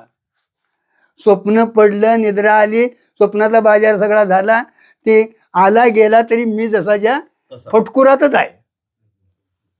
मग लगीन लागू दे, नाही तर पंढरपूरला जाऊन दे, नाही तर आणि कुठं जाऊन दे, मी जसाच्या तसा आहे. तसं स्वरूपानं जसंच्या तसं राहिलं ना, पण ही बाई राहूच देत नाही. चला, आपले मुख प्रत्यक्ष आहे, प्रत्यक्षाचा विषय नाही. आपलं मुख प्रत्यक्ष आहे, स्वरूप आहे, प्रत्यक्षाचा विषय म्हटलं की विषय भावाला त्रिपुटी आली, आणि त्रिपुटी म्हटलं की तिथं अविद्येचं कार्य आलं. पण मध्ये आरसा उपाधी घेतली म्हणून मुखाच्या प्रत्यक्षाचा व्यवहार झाला होता, बघा तो व्यवहार बाधित आहे. हा बोध पहिलाच आहे. विवरणकरांची मतात प्रतिबिंब मिथ्या नाही, आरशाच्या संबंधाने निर्माण झालेले बिंबत्व धर्म, बिंबत्व आणि प्रतिबिंबत्व हे 2 धर्म मिथ्या आहेत. पण मुख हे वेगळ्या निर्माण झालेल्या प्रतिमुखाला पाहते असे नाही. आता ते मुखाच्या ठिकाणीच आहे. तुम्ही तिथं बघायला आरसा घेतला म्हणून त्याच मुखाला बिंब म्हणणेपणा आलेला आहे. त्यांचं म्हणणं काय महाराज, तिथं प्रतिबिंब देखील हे वेगळं आहे, मिथ्या नाही, ते सत्यच म्हणलंय. का माहिती आहे काय, ते म्हणतात तिथं ती वृत्ती तिथं जाते आणि आरशाला विषय करून परांमुख होते, आणि या मुखालाच पाहते. हे मुख कसं आहे, सत्य आहे ना, म्हणून त्याने ते प्रतिबिंब मिथ्या न मानता सत्यच मानले. बघूया आता इथे पुढे काय म्हणते ते. आरशाच्या संबंधाने निर्माण झालेले बिंबत्व आणि प्रतिबिंबत्व हे 2 धर्म मिथ्या आहेत. बघा आता आरशाच्या संबंधानं आलेल्या त्या मुखाला प्रतिबिंब म्हणणेपणा आला आणि याला बिंब म्हणणेपणा आला. हे बिंबत्व आणि प्रतिबिंबत्व, तिथं म्हणणेपणा हे धर्म जे आहेत ते मिथ्या आहेत. पण मुख हे वेगळ्या निर्माण झालेल्या प्रतिमुखाला पाहते असे नाही. आता बघा, मुख हे वेगळ्या निर्माण झालेल्या प्रतिबिंबाला पाहता असं नाही. तिथे आपलं काय व्यवहार होतो तो देखील सांगितलं आहे. इकडे आपलं लक्ष नसतं, आपल्याला कळत नाही तो काय झालेला व्यवहार. दर्पणी ते दुसरी भाषे परिते असे एक. झालं. दर्पणीची दुसरी भाषे परिचय असे एकच म्हटलंय. भासलं तरी आहे ते एकच आहे. हो. आभासवाद्यांच्या मतामध्ये हं. प्रतिबिंब अनिर्वचनीय निर्माण होते आणि विवरणकारांच्या मतामध्ये आरशात प्रतिबिंब नाहीच. वृत्ती आरशापर्यंत जाते व आरशाला स्पर्श करून ती मागे परते आणि मागे परतलेल्या वृत्तीत तो आपलेच मुख आपण पाहतो. अशा अर्थीने आपला ऐक्यबोध तो आपणच बघतो. बघा, आता आभासवाद्याच्या मतानं काय केलंय, त्याने त्या आरशात एक आभास मानलेला आहे. अनिर्वचनीय अनिर्वचनीय त्याने बी मानताना काय म्हणलाय, मात्र अनिर्वचनीय मानलाय, आरशाच्या संबंधाने आलेला. आणि विवरणकारांच्या मतानं काय केलंय, तिथं नाही ते, ती वृत्ती तिथं पत्र जाते आणि ती आरशाला विषय करून परान्मुख होते आणि मुखालाच पाहते ती, मुखालाच विषय करते ती. म्हणजे ती प्रतिबिंब वेगळं मानत नाही, हे मुखच आहे असं ती म्हणते. हं. बाईने नवरा मेल्यानंतर आपले मुख आरशात न पाहणे. आता हे त्याने ते विषय सांगितले, धर्म सांगितले हो. कारण का आरसा पाहणं म्हणजे विषय करणं, विशेषण होणं. आणि विशेषण म्हटलं की तेवढं काय आहे, बाधित नाही, म्हणजे ते घोटाळाच आहे. विशेषण म्हटलं का नाही घोटाळा. कारण का विशेषण, उपाधी आणि उपलक्षण. विशेषण वेगळं तुम्हाला वेगळं करून दावतो महाराज, विकृती आहे त्याच्यात. हां. बाईने नवरा मेल्यानंतर आपले मुख आरशात न पाहणे भूषण, तसे सिद्ध पुरुषांनी आपले स्वरूपाचा व्यवहार न करणे भूषण आहे. मुख प्रत्यक्षाचा व्यवहार आरशामुळे आहे, तसे आत्मस्वरूपाचा व्यवहार वृत्तीमुळे आहे. हे बघा, आता मुख प्रत्यक्ष का होतं, प्रत्यक्ष स्वरूप आहे. हां, प्रत्यक्ष स्वरूप आहे, पण प्रत्यक्ष विषय का होतं, आरशामुळं. हां, तसं आपण आत्मस्वरूपानं प्रत्यक्ष आहे, पण प्रत्यक्षाचा विषय होतो उपाधीमुळे, अंतकरण वृत्तीमुळे. आलं का लक्षात? मग आता इथे काय करायचं महाराज, आपल्याला अंतकरण वृत्तीला सांभाळायची आहे, तिला कुठेही आलंबन देता कामा नाही, ती स्थिर राहायला पाहिजे. सगळा व्यवहार कुणाचा आहे, वृत्तीचा आहे महाराज. हो. मुळात आत्मा आहे, पण त्याचा व्यवहार वृत्तीवचून होत नाही. वृत्तीच्या व्यवहाराची तिसरी प्रत्यक्षता आहे. बघा, आत्मा मुळात अव्यवहार आहे, त्याचा व्यवहार वृत्तीशिवाय होत नाही. पुढे काय म्हटलं ते, वृत्तीच्या व्यवहाराची तिसरी प्रत्यक्षता आहे. हा, वृत्तीच्या व्यवहाराची तिसरी प्रत्यक्षता आहे. प्रमात्याची उद्भूत प्रत्यक्षता आहे. परमात्म्याची प्रमात्याची हा, उद्भूत प्रत्यक्षता. प्रमात्याची उद्भूत म्हणजे आता बाहेर पडतो ना, प्रमाता प्रमाण प्रमेय, हे प्रमेय आहे. हा, मधलं प्रमाण आहे आणि तो पाहणार आहे म्हणून प्रमाणद्वारे त्याला प्रमाता म्हटले. प्रमात्याची उद्भूत प्रत्यक्षता आहे. प्राज्ञाची अनद्भूत प्रत्यक्षता आता आहे. प्राज्ञेमध्ये सुषुप्तीत बघा, हा, अनुभूत, तिथं व्यवहार उद्भूत नाही महाराज, अनुभूत प्रत्यक्षता आहे. बघा, लक्षात येते काय, प्रमात्याची उद्भूत आपण व्यवहार करतो जागृतीत, आता प्रमात आपण आहोत, लक्षात ठेवा. या वृत्तीद्वारा आपण वृत्तीद्वारा प्रमाण आहे वृत्ती, याच्याद्वारा आपण व्यवहार करतो म्हणून उद्भूत आहे. आता व्यवहार हा उद्भूत आहे. आता प्राज्ञ म्हणजे सुषुप्तीत अनुभूत, तिथं आता त्याचा व्यवहार नाही. साक्षी प्रत्यक्ष स्वरूप आहे. साक्षी हा प्रत्यक्ष स्वरूप आहे. सुषुप्तीत घ्यायला काय, स्वप्नात घ्यायला काय हरकत नाही. साक्षी त्या स्वप्नाचं प्रत्यक्ष प्रकाशन करतो, पण तो प्रत्यक्ष स्वरूप आहे. शुद्ध साक्षी प्रत्यक्ष, नंतर अविद्येमुळे अनद्भूत प्रत्यक्ष, अंतकरणामुळे उद्भूत प्रत्यक्ष. बघा, आता आहे बघा, हा, शुद्ध साक्षी प्रत्यक्ष प्रत्यक्ष आहे. शुद्ध साक्षी, आता तुम्ही शुद्ध साक्षी प्रत्यक्ष आहे, प्रत्यक्षाचा विषय नाही. नंतर अविद्येमुळे अनद्भूत प्रत्यक्ष. बघा, वृत्तीमुळे अनुभूत प्रत्यक्ष सुषुप्त कारण शरीर घेतले तर, हा, तुमचं काय म्हटलं ते प्राज्ञ घेतला. आलं का लक्षात? हा, साक्षी अगोदर आत्मा घेतला, हा, साक्षी रूपानं अनुभूत प्रत्यक्ष त्याचं कारण घेतलं, कारण शरीर अंतकरण घेतलं, हा, अंतकरणामुळे उद्भूत प्रत्यक्ष आणि अंतकरणामुळे आता इकडे आले बघा, आता व्यवहार झाला, आणि वृत्तीमुळे हा उद्भूत प्रत्यक्षाचा व्यवहार होतो. हा, वृत्तीमुळे उद्भूत प्रत्यक्षाचा व्यवहार, म्हणजे सगळा जो व्यवहार आहे तो वृत्तिगत आहे महाराज. हा. वृत्ती अंतकरण व अविद्या सोडली तर प्रत्यक्षाचा व्यवहार नाही.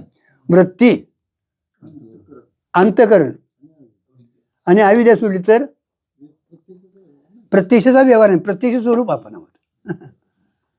प्रत्यक्ष स्वरूप साक्षी आहे हे कळण्याकरता प्रत्यक्ष स्वरूप साक्षी आहे हे कळण्याकरता मुख प्रतिबिंबाचा दृष्टांत लक्षात घ्यावा. हा मुख प्रतिबिंबाचा दृष्टांत लक्षात घ्यावा. जसे आपले मुख प्रत्यक्षच आहे, आरशात प्रतिबिंब दिसते म्हणून मुखाच्या प्रत्यक्षाचा व्यवहार होतो, तरी पण प्रतिबिंब पाहणारा आपल्या मुखाचा प्रतिबिंबाशी असलेला ऐक्यबोध आपणच भोगतो. हो हो, आता आपण प्रत्यक्ष स्वरूप आहे, आरशात घेतले की आपल्याला आरशात असले की प्रत्यक्ष स्वरूप आपल्याला प्रत्यक्षाचा विषयच होतो.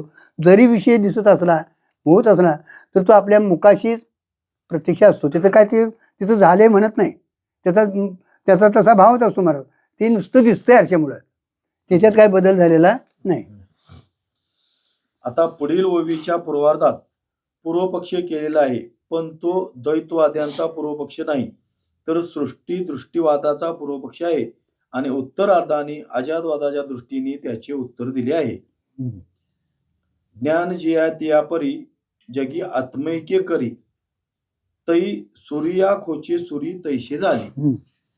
त्याप्रमाणे जगामध्ये ज्ञान अज्ञानाचा निराश करून आत्म्याशी स्वतःचे ऐक्य करते असे म्हटले तर सुरीला सुरीने खोचल्यासारखे होईल.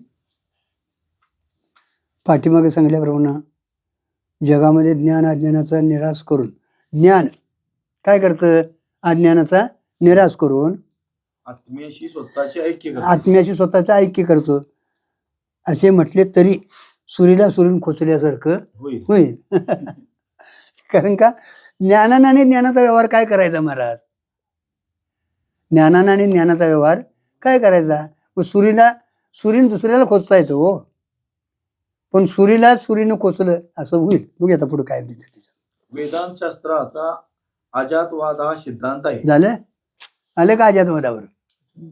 अजातवादात व्यवहार बाबा नाही. आपला अजातवादच हा सिद्धांत आहे. अजातवाद म्हणजे काय, तुम्हीच आत्मस्वरूप आहे, तुम्हीच ते ब्रह्म आहे, तुम्हीच तो देव आहेचा, तुम्हीच तो ईश्वर आहे. नाही जग म्हणून काय दिसते ते कोण आहे, तुम्हीच आहे. तुमच्या ठिकाणी काय झालेलंच नाही, होणं शक्य नाही. यालाच काय म्हणायचं, अजातवाद.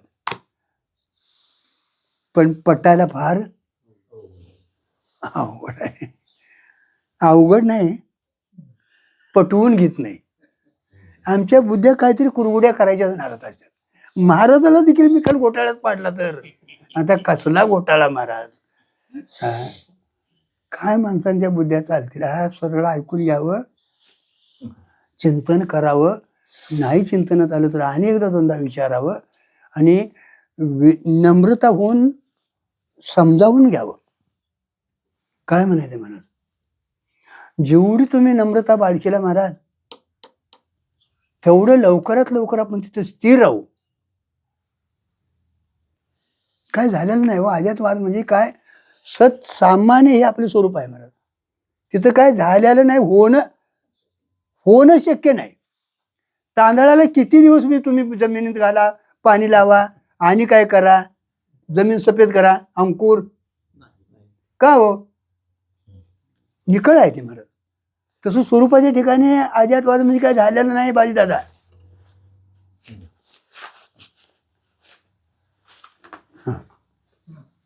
कुठं काय झोपेत आहे नाव सांगा, लांब राहून देत जायचं.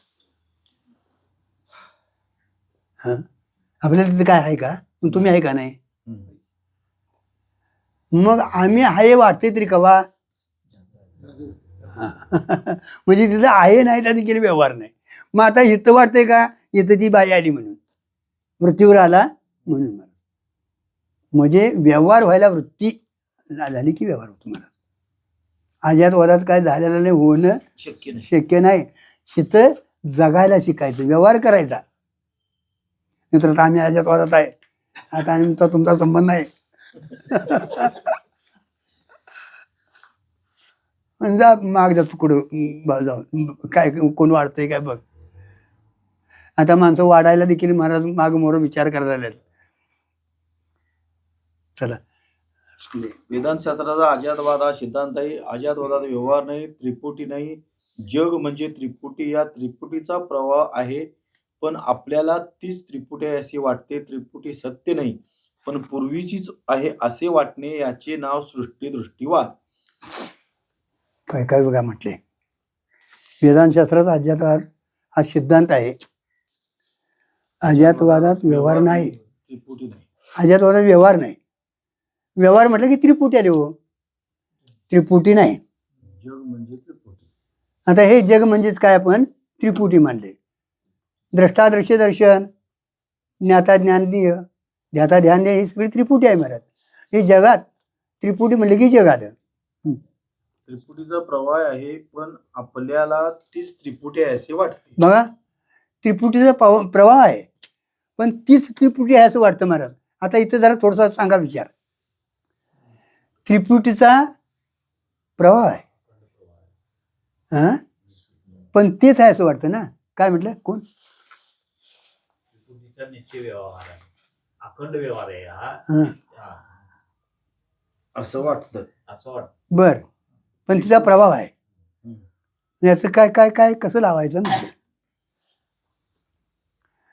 आता आपल्याला आपण आता आहोत आता, पाणी तेच आहे असं वाटतं. पाणी तेच आहे असं वाटतं, पण पाणी प्रवाहानं वाहते महाराज. ते म्हणतो तेव्हा ते गेलेलं असतं त्या ह्याच्या धरणाच्या पलीकडचं, पण तेच आहे असं वाटतं. सादृश्य हा तिचा दोष आहे महाराज. तसं तेच शरीर आहे असं वाटतं आपल्याला. तेच शरीर आहे. आता पाण्याचं कळते आपल्याला, वाहत्याला पाणी, पण हे वाहतं हे कळत नाही, ह्याचा प्रवाह हे कळत नाही. आता मगाचच आपण आहोत नाही महाराज. क्षणाक्षणाला याचा प्रवाहरूपानं बदलणं, याचं परिवर्तन होणं, प्रवाहरूपानं वाहत राहणं, हा याचा काय आहे स्वभाव. आणि त्रिपुटीच बसतो महाराज. आणि त्रिपुटी रहित परमात्मा आहे महाराज. मग हे का तेच आहे वाटतं, तर सादृश्य तर दोष आहे महाराज, पण वस्तू आहे तीच नित्य आहे. हा, वस्तू आहे ती सत्य आहे महाराज. हे सत्य नाही, पण त्या सत्याचं सत्य घेऊन हे नाचायला आहे, म्हणूनही कल्पना आहे असं वाटतं महाराज. नाहीतर ह्याला दृष्टी कालापुरती सृष्टी आहे. आता इथे काय म्हटली, सृष्टी सत्य नाही, पण पूर्वीचीच आहे असे वाटणे, याचे नाव सृष्टीदृष्टीवाद. आता दृष्टी सत्य नाही, पूर्वीचीच आहे असं वाटणं, ह्यालाच सृष्टीदृष्टी असं म्हटले महाराज. पूर्वीची नाही, पूर्वीचं अधिष्ठान आहे, लक्षात ठेवायचं. पूर्वीची शिंप आहे, तिथं निर्माण झालेले ते रजत जे आहे ना, त्याची तेवढ्या कालात अनिर्वचनीय उत्पत्ती मानली आहे. पण पूर्वीची असं का वाटतं महाराज, तर ती पूर्वीची शुक्तीची प्रागसिद्धता त्या रजतात भासते. पूर्वीची शिंप होती, पण आपल्याला आता ज्यावेळी ती चांदी वाटलं त्यावेळी तिथं तुमच्या कल्पनेनं चांदीची अनिर्वचनीय तिथं उत्पत्ती आहे. पण आपल्याला तिथे उत्पत्ती आहे असं वाटत नाही, पूर्वीचीच आहे असं वाटतं. पूर्वीची चांदी नाही, पूर्वीची काय आहे, शिंप आहे. त्या शिंपीची इदनता प्रागसिद्धता ती चांदी घेऊन वाटते.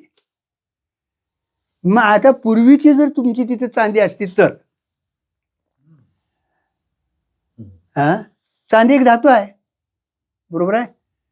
मग आता त्या शिंपीला तुमचा अग्नीचा जर संबंध झाला तर अग्नीने शिंप काय होती, जळती महाराज. मग त्याच्यात तुमची चांदी जर ते रजत सत्य असतं, दिसलं असतं, तुम्ही म्हणाल ती चांदी शिंपी बरोबर जळून गेली. त्या शिंपीच्या भस्मात तुमची चांदी मिळाली पाहिजे होती. चांदी मिळत नाही, अहो ती शिंपी बरोबर जळाली. चांदी जळत नाही, ती धातू आहे. अग्नी तर ती जळत नाही. मग सत्य असती, ती पूर्वीची असती तर तिथं ती मिळाली पाहिजे होती. हा, शिल्लक राहिली असती. ज्या अर्थी शिल्लक नाही राहत नाही त्या अर्थी ती पूर्वीची नाही. म्हणजे सृष्टी दृष्टी नाही, दृष्टी सृष्टी आहे. तुमच्या दृष्टी कालापुरती तिथं त्या चांदीची काय उत्पत्ती आहे. दृष्टी गेली, चांदी शिंपीचं ज्ञान झालं ना, तिचं त्याच्यात ध्वंस होतो, नाश नाही. म्हणजे ते नाही हे. कारण का आद्यस पदार्थ अधिष्ठान रूप असतो, त्याला स्वतंत्र सत्ता नाही. अज्ञान कालात भासतो, ते ज्ञान झालं की नाहीचा निश्चय बाधित होतो महाराज. म्हणून पूर्वीचं आहे असं वाटणं याला सृष्टीदृष्टी म्हटलंय. आणि अनिर्वचनीय उत्पन्न, आता दृष्टिकालापुरती सृष्टी, त्याला दृष्टीसृष्टी असा वाद. हे विवर्तवादातले दोन वाद आहेत. अजातवाद तुम्हाला पटला नाही म्हणून विवर्तवाद डावायचा आहेत महाराज. विवर्तवादातले हे दृष्टी अज्ञान कालात वाटणं याला दृष्टीसृष्टी म्हटलंय. आणि नित्यच आहे असं वाटणं त्याला सृष्टीदृष्टी म्हटली महाराज. आपल्याला निदान दृष्टीसृष्टीवादावर तरी यायला हवा आहे. असो बघा, आणि कोणाला काय कोणाला काय. आणि त्रिपुटीच नसणे याचे नाव अजातवाद आहे. बघा, त्रिपुटीच नसणं याचं नाव काय आहे? अजातवाद. या अजातवादाच्या भूमिकेतून येथे उत्तर दिले आहे आणि सृष्टीदृष्टीवादातून पूर्व पक्ष मांडला आहे. हा, बघा, अजातवादाच्या दृष्टीत नाही तर उत्तर दिलंय. आणि पूर्व पक्षी जो आहे तो सृष्टीदृष्टीच्या वादात नाही. आपण अजून सृष्टीदृष्टी वादात आहोत. जग सत्य वाटतं, मी कोणतरी सत्य असं वाटतं महाराज. कळायला कठीण जाणार म्हणून विचारसागर व्हायला पाहिजे. कसाच करायचा बघा जो आता यात नको आता ते. चला, पूर्व पक्ष असा आहे की ज्ञान जिया तिया परी म्हणजे घटपटादी अनेक पदार्थाशी आपले ऐक्य करते. त्यामुळे घटज्ञान पटज्ञान अशी अनेक ज्ञाने जगात असलेली दिसून येतात. आता पूर्व पक्ष असा आहे, जिया या परी घट, ज्ञान जिया तिया परी. जसं ज्ञान जसं असलं, घट असला घट म्हणतं, पट असला पट म्हणतं. हां, बरोबर आहे ना काय? हो. आता खरं म्हणजे ज्ञान एकच आहे, पण इथं अनेक त्याला ज्ञान भिन्न का वस्तू भिन्न आहेत म्हणून जिया त्या परी. हां, त्यामुळे घटज्ञान पटज्ञान अशी अनेक ज्ञाने जगात असलेली दिसून येतात. बघा, घट ज्ञान आहे, पट ज्ञान आहे, पुस्तक ज्ञान, सगळी अनेक ज्ञान घट जगात आहेत असं आपल्याला दिसून येतं. मग तुम्ही ज्ञान एकच असे कसे म्हणता? मग तुम्ही ज्ञान एकच असं कसं म्हणता? असा पूर्व पक्ष आहे.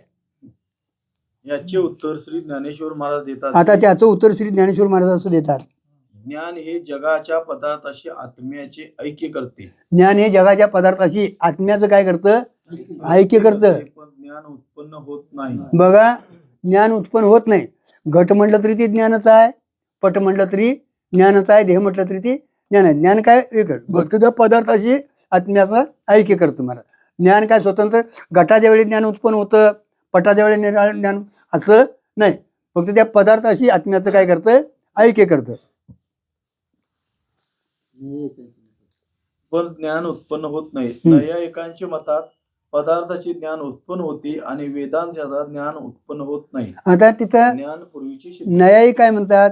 ज्ञान उत्पन्न होतं, पण वेदांतशास्त्रात ज्ञान उत्पन्न होत नाही. ज्ञान हे स्वयंप्रकाश स्वयंसिद्धच आहे. आपल्याला तिथे काय केलंय न्यायिकाने? हां, त्याने तुमचा वृत्तीचा, मनाचा आणि इंद्रियांचा ज्यावेळी आत्म्याशी संबंध होतो त्यावेळी ज्ञानगुण एक उत्पन्न होतो म्हणले. जड आणि चेतन दोन्ही मानले तिने. आत्मा कसा मांडलाय? जड आणि चेतन महाराज. ज्यावेळी तुमचं प्रारब्ध तुम्हाला भोग द्यायला येतं त्यावेळी त्या कर्माचा, इंद्रियाचा आणि अंतःकरणाचा ज्ञानाशी काय होतो? संबंध होतो. त्यावेळी आत्मा ठिकाणी एक ज्ञानगुण तिथं उत्पन्न होतो. आणि सुषुप्तीत कर्म तुमचं नाही, प्रारब्ध नसतं तुमचं भोगाचं, त्यावेळी ती इंद्रिय अंतःकरणात लीन होतात आणि अंतःकरणे अविद्येत लीन होतं. त्यावेळी तो जड होऊन पडतो. म्हणजे त्यांनी ज्ञानाची उत्पत्ती तर मानली आहे, पण ज्ञानाची उत्पत्ती नाही महाराज. उत्पत्ती मानली की तो आणि अनात्मात पदार्थ झाला, उत्पत्ती आहे त्याचा नाश झाला, ते नित्य. आणि म्हणून आपल्या वेदांतशास्त्रात ज्ञान हे नित्य स्वरूपानं मानलेलं आहे महाराज. सुषुप्तीत ज्ञानाचा व्यवहार नाही, पण स्वयंप्रकाश ज्ञान आहे महाराज. आलं काय नाही. आणि त्यांचं काय म्हणणं आहे ते, म्हणून त्याने जड आणि चेतन आत्मा मानलेला आहे, लक्षात ठेवायचं.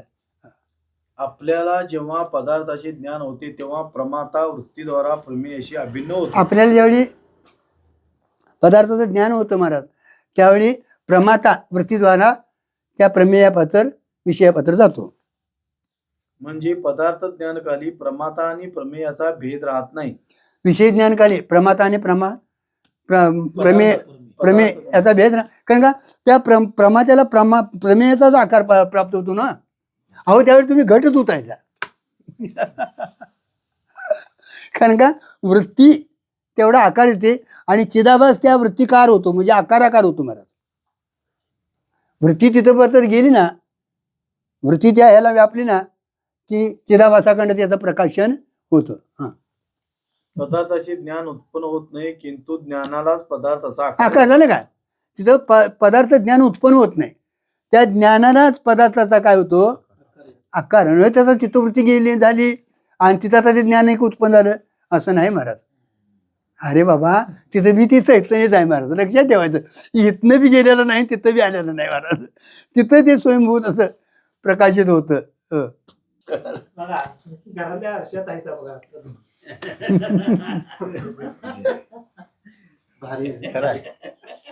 खरंच आहे ते. काय आहे त्याला त्याचा आकारच येतो महाराज, आकार धारण करतं ते, पण त्याचा स्वभाव आहे तुमचा आकार धारण. जिथं जिथं जिथं वृत्ती लागेल का तिथं चैतन्य स्वयंसिद्ध आहे महाराज. वृत्तीचा संबंध लागला ना तिथं ते उद्भूत होतच महाराज. चैतन्य सबराबरीत आहे ना, कुठं नाही नाव सांगा. मग त्याचा कालानं देशानं अभाव झाला असताना सर्व कालात सर्व देशात सर्वात तोच आहे, मार्शात का नाही बोला. या स्थूल ध्यान नाही. अतिवाहिक देह म्हणजे सूक्ष्म शरीर, आणि ते चैतन्य रूपानं का नाही तो सहज त्यांच्या मनोवेगानं फिरत असतो.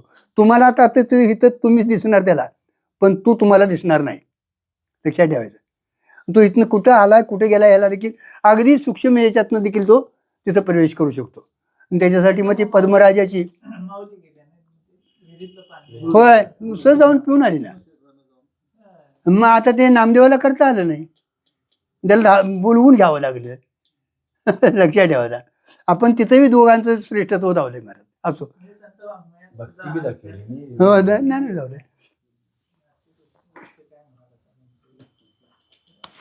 काय त्या साधनेनं कणी अतिवाहिक देह म्हणजे सूक्ष्म देह चैतन्य स्वरूपानं तो जिकडे जाईल तिकडे. कारण का काय आहे योगी जो म्हणजे तो देवांचाही देवता हो. माणूस ओळखू शकतो तसं ब्रह्मदेवाच्या मनात. आणि हे बघ हा योग म्हणजे काय, ज्ञान हा योगच आहे. त्या स्वरूपाला पण प्राप्त होणं हा खरा योग आहे. आणि मग ते त्यांनी संपादन केलेलं असतं महाराज, आणि त्यांना कुठेही त्याच्या मनोवेगानं जाता येतं महाराज. सहज त्यांचा तो भाव झाला ना की तिथे तिथं प्रगट होतात. आता तुम्ही योगी नाही, योगी आहे की नाही आपल्याला वाटत नाही. तुम्ही ज्याच्या घराकडे जाऊन होय आलं ना आता.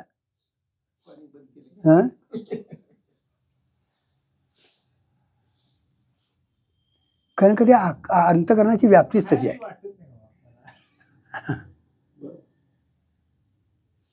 ज्ञान ते आधीचे आहे, काय की जे बुद्धी हो ना. होय आपली बुद्धी तशी होईना हो. मग इथं काय करायचं आहे मागायला नाव सांगा. कुठलं तरी आणून काय तुम्हाला चिकटायचं आहे. बुद्धीचाच अहो म्हटले ना बुद्धीनिश्चय, बुद्धीचा निश्चय केला झालं महाराज. पण तिथं परायण राही ना आपण. हा तत्परायण बघा तरी म्हणण्यात येते. आता इथनं दोनदा आम्ही गावातून जाऊन आलो लागा. काय ते पाहुणा येतो म्हटलं तर आलाय का काय झालंय का की पोरग जागे आहे का नाही काय की अनेक पदार्थ येतात जात्यात सारखे महाराज, आणि ते आम्हाला कळू देखील देत नाही. असो तिथं काय म्हटलंय? कुठलं म्हणणं? तर नाही प्रमाता प्रमेय शेवटच्या परिचय अहो ज्ञानाला जरी पदार्थाचा आकार आला हम्म. तरी तिथे प्रमाता प्रमाण प्रमेय आहेतच ना, मग त्यात भेद झाला नाही का? तर नाही. हा, प्रमा आता तिथं तुमचा प्रमाणद्वारा प्रमाता गेला, प्रमेय समोर आहे. प्रमेय म्हणजे काय तुम्हाला पाहिजे असेल तो विषय, प्रमाता म्हणजे पाहणारा, आणि प्रमाण म्हणजे तुमचं काय असेल ते. जरी तो प्रमाता तिथे गेला, तिथं मग ती त्रिपुटी आली नाही का, व्यवहार झाला नाही काय, असा तिथं एक आक्षेप आहे, म्हणजे पूर्वपक्ष आहे. तर नाही, प्रमाता प्रमाण प्रमेय ही त्रिपुटी, चौथी प्रमा आणि पाचवी मुळात असलेले चैतन्य, यात प्रमात्यामध्ये अस्थि भाती प्रिय रूपाने असलेले अंतकरण वच्छिन्न चैतन्य ते खरे आहे, व प्रमेय जे घट त्या घटात अस्थि रूपाने भासत असलेले घटोपैत चैतन्य खरे आहे.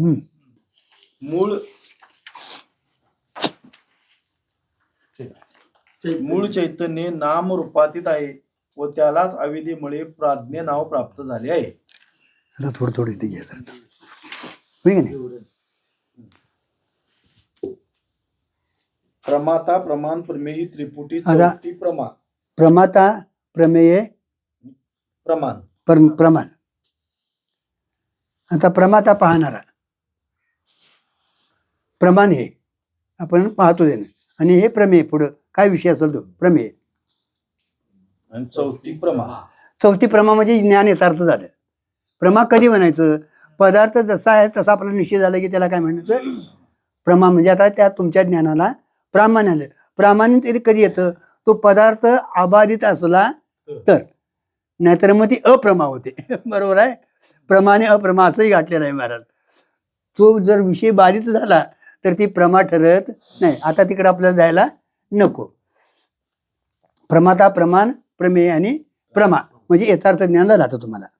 आणि हा? आणि माग माग पाचवी असलेले चैतन्य प्रमेय तेच की प्रमाता प्रमाण प्रमेय त्रिपुटी, चौथी प्रमा आणि आता पाचवी चौथी- मुळात असलेले चैतन्य. आता पाचवं मुळात असलेलं चैतन्य म्हणजे अधिष्ठान. त्यात प्रमात्यामध्ये अस्थि आता बघा, भाती, प्रिय. प्रमात्यात अस्थि भाती प्रिय. अस्थि आहे, भासतंय, आहे म्हणून त्याला भासतंय, आणि प्रिय अस्थि भाती प्रिय हे परमात्म्याचे स्वरूप आहे. हे तिन्ही तिथं आहेतच. आता अस्थि भाती प्रिय. प्रिय रूपाने असलेले अंतकरणा वचिन्न चैतन्य ते खरे आहे. आता अस्थि भाती प्रिय हे असलेलं तिथं अंतकरण अवचिन्न चैतन्य ते काय आहे? त्याच्यातलं खरं. प्रमात्याच्या ठिकाणचं खरं आहे.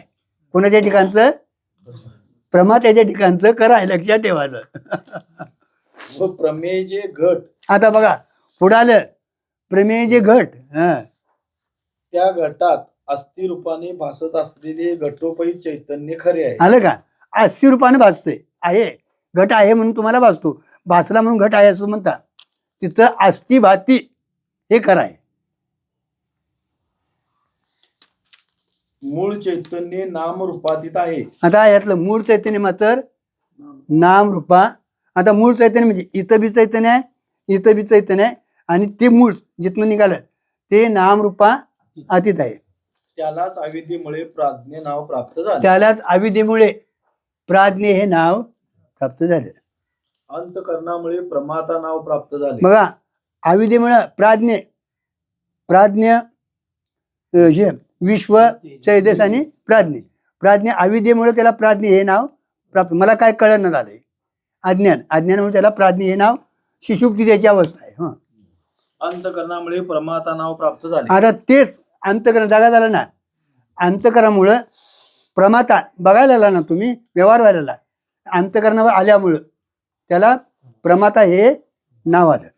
वृत्तीमुळे प्रमाण नाव प्राप्त झाले. सांगा, वृत्तीमुळे प्रमाण. आता वृत्ती त्या प्रेमीपात्र गेली म्हणून त्याला प्रमाण हे नाव आलं. त्याच चैतन्याला व पण. घटपटादी पदार्थामुळे प्रमेय नाव प्राप्त अरे झाले. हे घट आहे, पट आहे, ही जी वस्तू आहे ना, या घट पटादी पदामुळे त्याला प्रमेय हे नाव आलं.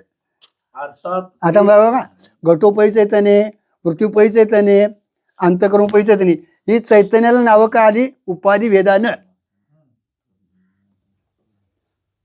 आलं काय लक्षात? अर्थात ती घटपटादी पदार्थ टाकले तर प्रमेय हे नाव गेले. अर्थात घट पट हे टाकलं तर प्रमेय आलेलं नाव तिथं गेलं. वृत्ती टाकली तर प्रमाण. प्रमाण हे नाव गेले. झालं का? वृत्ती टाकली की प्रमाण आलेलं नाव, मी बघितलं प्रमाण, हे नाव गेलं. अंतकरण टाकले तर प्रमाता हे नाव गेले. अंतकरण टाकलं तर प्रमाता हे नाव गेलं. अविद्या टाकली तर प्राज्ञे हे नाव गेलं. अविद्या टाकली तर, कारण तिथनं सुरुवात झाली आहे बघा. अविद्या टाकली की प्राज्ञे हे नाव देखील गेलं. आणि नाम रूपातील चिन्मात्र चेतन स्वरूपाने उरते. नामरूप रहित चेतन नामरूप, नाम तेवढं शिल्लक राहतं. स्वरूपाने उरते. नाम अशा रीतीने पदार्थाचे ज्ञान उत्पन्न झाले नाही. आणि बघा, ज्ञानालाच पदार्थाचा आकार आला आहे. अशा रीतीनं ज्ञान उत्पन्न झालेलं नाही. त्या ज्ञानालाच पदार्थांचा आकार, आणि त्या पदार्थामुळे त्याला नानात्व, तर ज्ञान मुळात उत्पन्न झालेलं नाही. तुम्ही घट मानता तेव्हा बी ते ज्ञानच आहे. पट म्हटलं तरी तिथं, कारण का घट म्हटला, घटाचं ज्ञान झालं, आता ते घटातच मेलं गेलं, परत पट आला, पटात ज्ञान उत्पन्न झालं आणि गेलं, असं नाही. फक्त त्याला ज्ञान वाच्यता येते. आणि म्हणून एकाच ज्ञान झालं ना की सर्व विज्ञान होतं. एका विज्ञानानं सर्व विज्ञान होतं. हे का सांगितलं महाराज? तर ज्ञान उत्पन्न होत नाही, ज्ञान सर्व काळ आहे महाराज. पदार्थांची उत्पत्ती स्थिती लय होतो, आणि त्याच्याबरोबर आलेलं ज्ञान, ते ज्ञानाचा व्यवहार जातो, पण मूळचं ज्ञान जात नाही. आणि एकदा ते ज्ञान स्वरूपानं असं आहे, असं झालं की एक बघा, ही माती अनेक भांडी आहेत, अनेक भांडी आहेत ना, आणि ती सगळी मातीची आहेत, कळलं ना. एक घट बघितला की सगळं काय मातीच आहे असं कळतं महाराज. तसं एक ज्ञान झालं ना, एका विज्ञानानं सर्व विज्ञान होतं. ज्ञानाची उत्पत्ती नाही, ज्ञानाचा नाश नाही महाराज. फक्त पदार्थांचा उत्पत्ती नाश होतो. त्यावेळी तिथे ज्ञान म्हणणेपणा वाच्यता आलेला निघून जातो, किंवा घटपटाचा ज्ञानानं वेगवेगळं वाटतं महाराज. पण ज्ञान जे स्वरूपानं आहे ते एकच आहे. असे नैयायिकास उत्तर दिल्यामुळे त्यात प्रमाता प्रमाण प्रमेय हा भेद राहिला नाही. नैयायिकांना उत्तर दिल्यामुळं प्रमाता प्रमाण प्रमेय हा भेद राहिलेला नाही. कारण घटपटादी हे सर्व पदार्थ कल्पित असल्यामुळे. का महाराज? तर इथं देखील व्यवहारिकता घालवली बघा. घटपटादी पदार्थ हे सगळे काय आहेत? कल्पित. कल्पित आहेत. कल्पित म्हणजे त्यांना खरी उत्पत्ती झालेली कल्पना केली आहे. जागृतीतले हे सगळे व्यवहार कल्पित आहेत. आपल्याला स्वप्न तेवढं कल्पित मानतंय, पण हे कल्पना मान्य झाले. हे सर्व पदार्थ कल्पित असल्यामुळे ज्ञानाला आलेला आकार ही कल्पित आहे. त्यामुळे ज्ञानाला आकार आलेला देखील कल्पित आहे महाराज. तो ज्ञानाला कल्पित आलेला आकार गेला तर खाली स्वरूपभूत ज्ञानच उरते. ज्ञानाला आलेला कल्पित तो आकार गेला ना, खाली उरतं ते स्वरूपभूत ज्ञान उरतं महाराज. येथे वृत्तिगत ज्ञान ग्रहित धरून पूर्वपक्ष केला आहे व त्यास उत्तर देताना स्वरूपभूत ज्ञान सिद्ध केले आहे हे लक्षात ठेवा. आता इथं वृत्तिगत ज्ञान ग्रहित. वृत्तिगत ज्ञान धरून इथं पूर्वपक्षी केलेलं आहे. सगळे हे तुमचं घटपटाचं ज्ञान जे आहे ते स्वरूपभूत नाही. वृत्ती लागल्यामुळे तर घटपटाचं ज्ञान काय, स्वरूपभूत ज्ञानात व्यवहार नाही. वृत्ती लागली की त्या ज्ञानाचा तिथं व्यवहार होतो महाराज.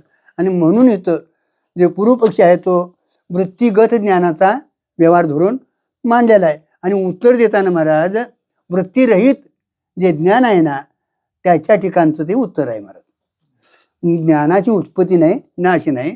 पदार्थाबरोबर तिथं आलेल्या ज्ञान म्हणणेपणा जातो, पण मूळचं ज्ञान जे आहे ते एकच आहे. त्याची उत्पत्ती नाही, नाश नाही, ते येत नाही, जात नाही. सार गोष्ट अज्ञान व अज्ञान कार्य यांचा नाश केल्यानंतर स्वरूपभूत ज्ञानच अविशिष्ट राहते. सारं गोष्ट सांगायचं काय, ज्ञान घालवलं, अज्ञानी जे गेलं, ज्ञानही गेलं महाराज. म्हणजे ज्ञान म्हणणेपणा वाचता गेले की स्वरूपभूत ज्ञान तेवढं उरतं महाराज. आणि हे उरावं आपल्याला, आणि हिथं आपण महाराज स्थिर राहावं महाराज.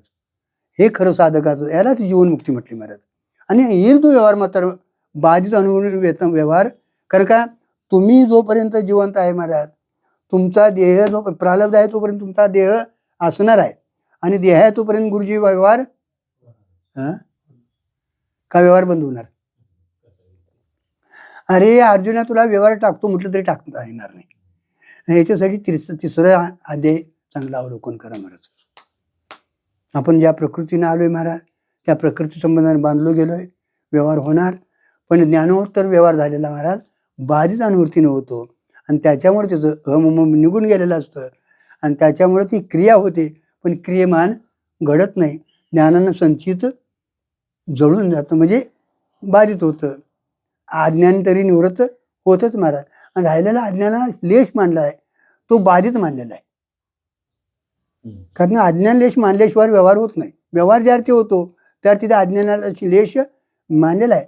पण आता ते पडलेलं झाड, जरी त्याला पालवी फुटली, त्या झाडात ओलावा आहे तोपर्यंत, पण त्याचा फल फूल देणार नाही तुम्हाला. बरोबर आहे? काठपाक पडले होता, जरी त्यातनं काय पालवी आली तरी आता ते पुढे तुम्हाला फुलं फळच येणार नाही. आता ते जायाच्या नादात आहे.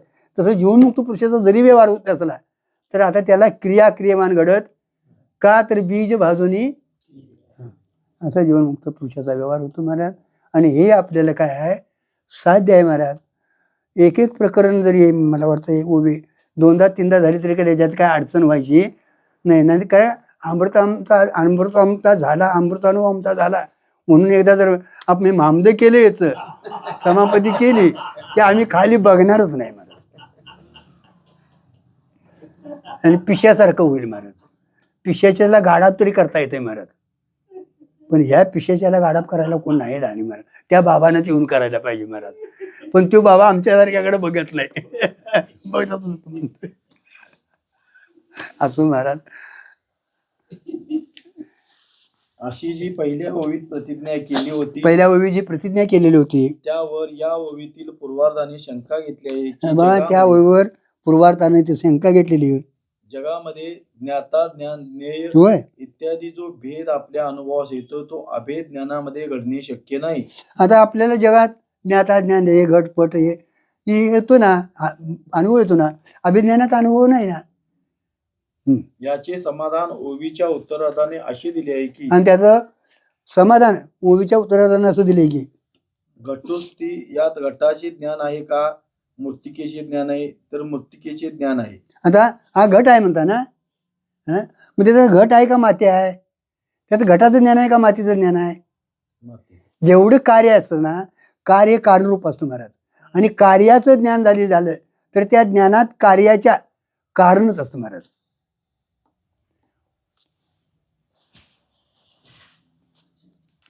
याही पेक्षा सूक्ष्म दृष्टीने पाहिले आता यापेक्षा सूक्ष्म दृष्टीने पाहिलं तर घटाचे ज्ञान किंवा मृत्तिकेचे ज्ञान नाही, तर सतचे ज्ञान आहे. झालं. आता घटाचं ज्ञान नाही, मृत्तिकेचं ज्ञान आहे, सतचं ज्ञान आहे. सत परमात्माच ते आहे, आणि त्याच्यावेळी सगळं महाराज आभासिक आहे. आणि आभास जो असतो आद्यथ पदार्थ अधिष्ठान रूप असतो, म्हणून तिथं कार्यकारण भाव धावून पाठीमागे नेले महाराज. आणि तुम्ही महाकारणापत्र गेला ना, त्या महाकारणाला संबंध लागणारी जी माया आहे ना, अविद्या आहे ना, माया म्हणली ना, काय प्रकृती माना, प्रधान माना, काय मानायचं ते अत्यंतचा काय होतो, अभाव होतो महाराज. ते त्यात जातंय असं नाही.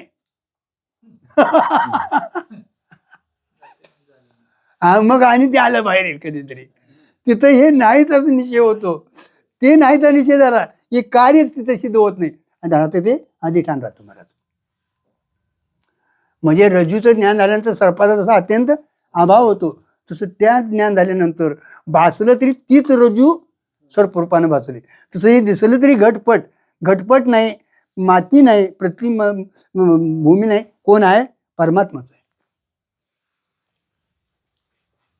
मग ते सत तर चित्शी अभिनच आहे, आणि सत बघा, सत्य चित्शी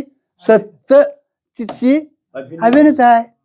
आणि सत जर चित्शी अभिनच आहे तर पुन्हा याचे ज्ञान काय व्हायचे आहे? बघा, सत चित्शी अभिनच आहे, म्हणजे आता हे सत आहे ना, ते चित्शी अभिनय आहे. म्हणजे आता घट आहे, घट हे सत, आणि आहे म्हणणेपणा हे चित आहे.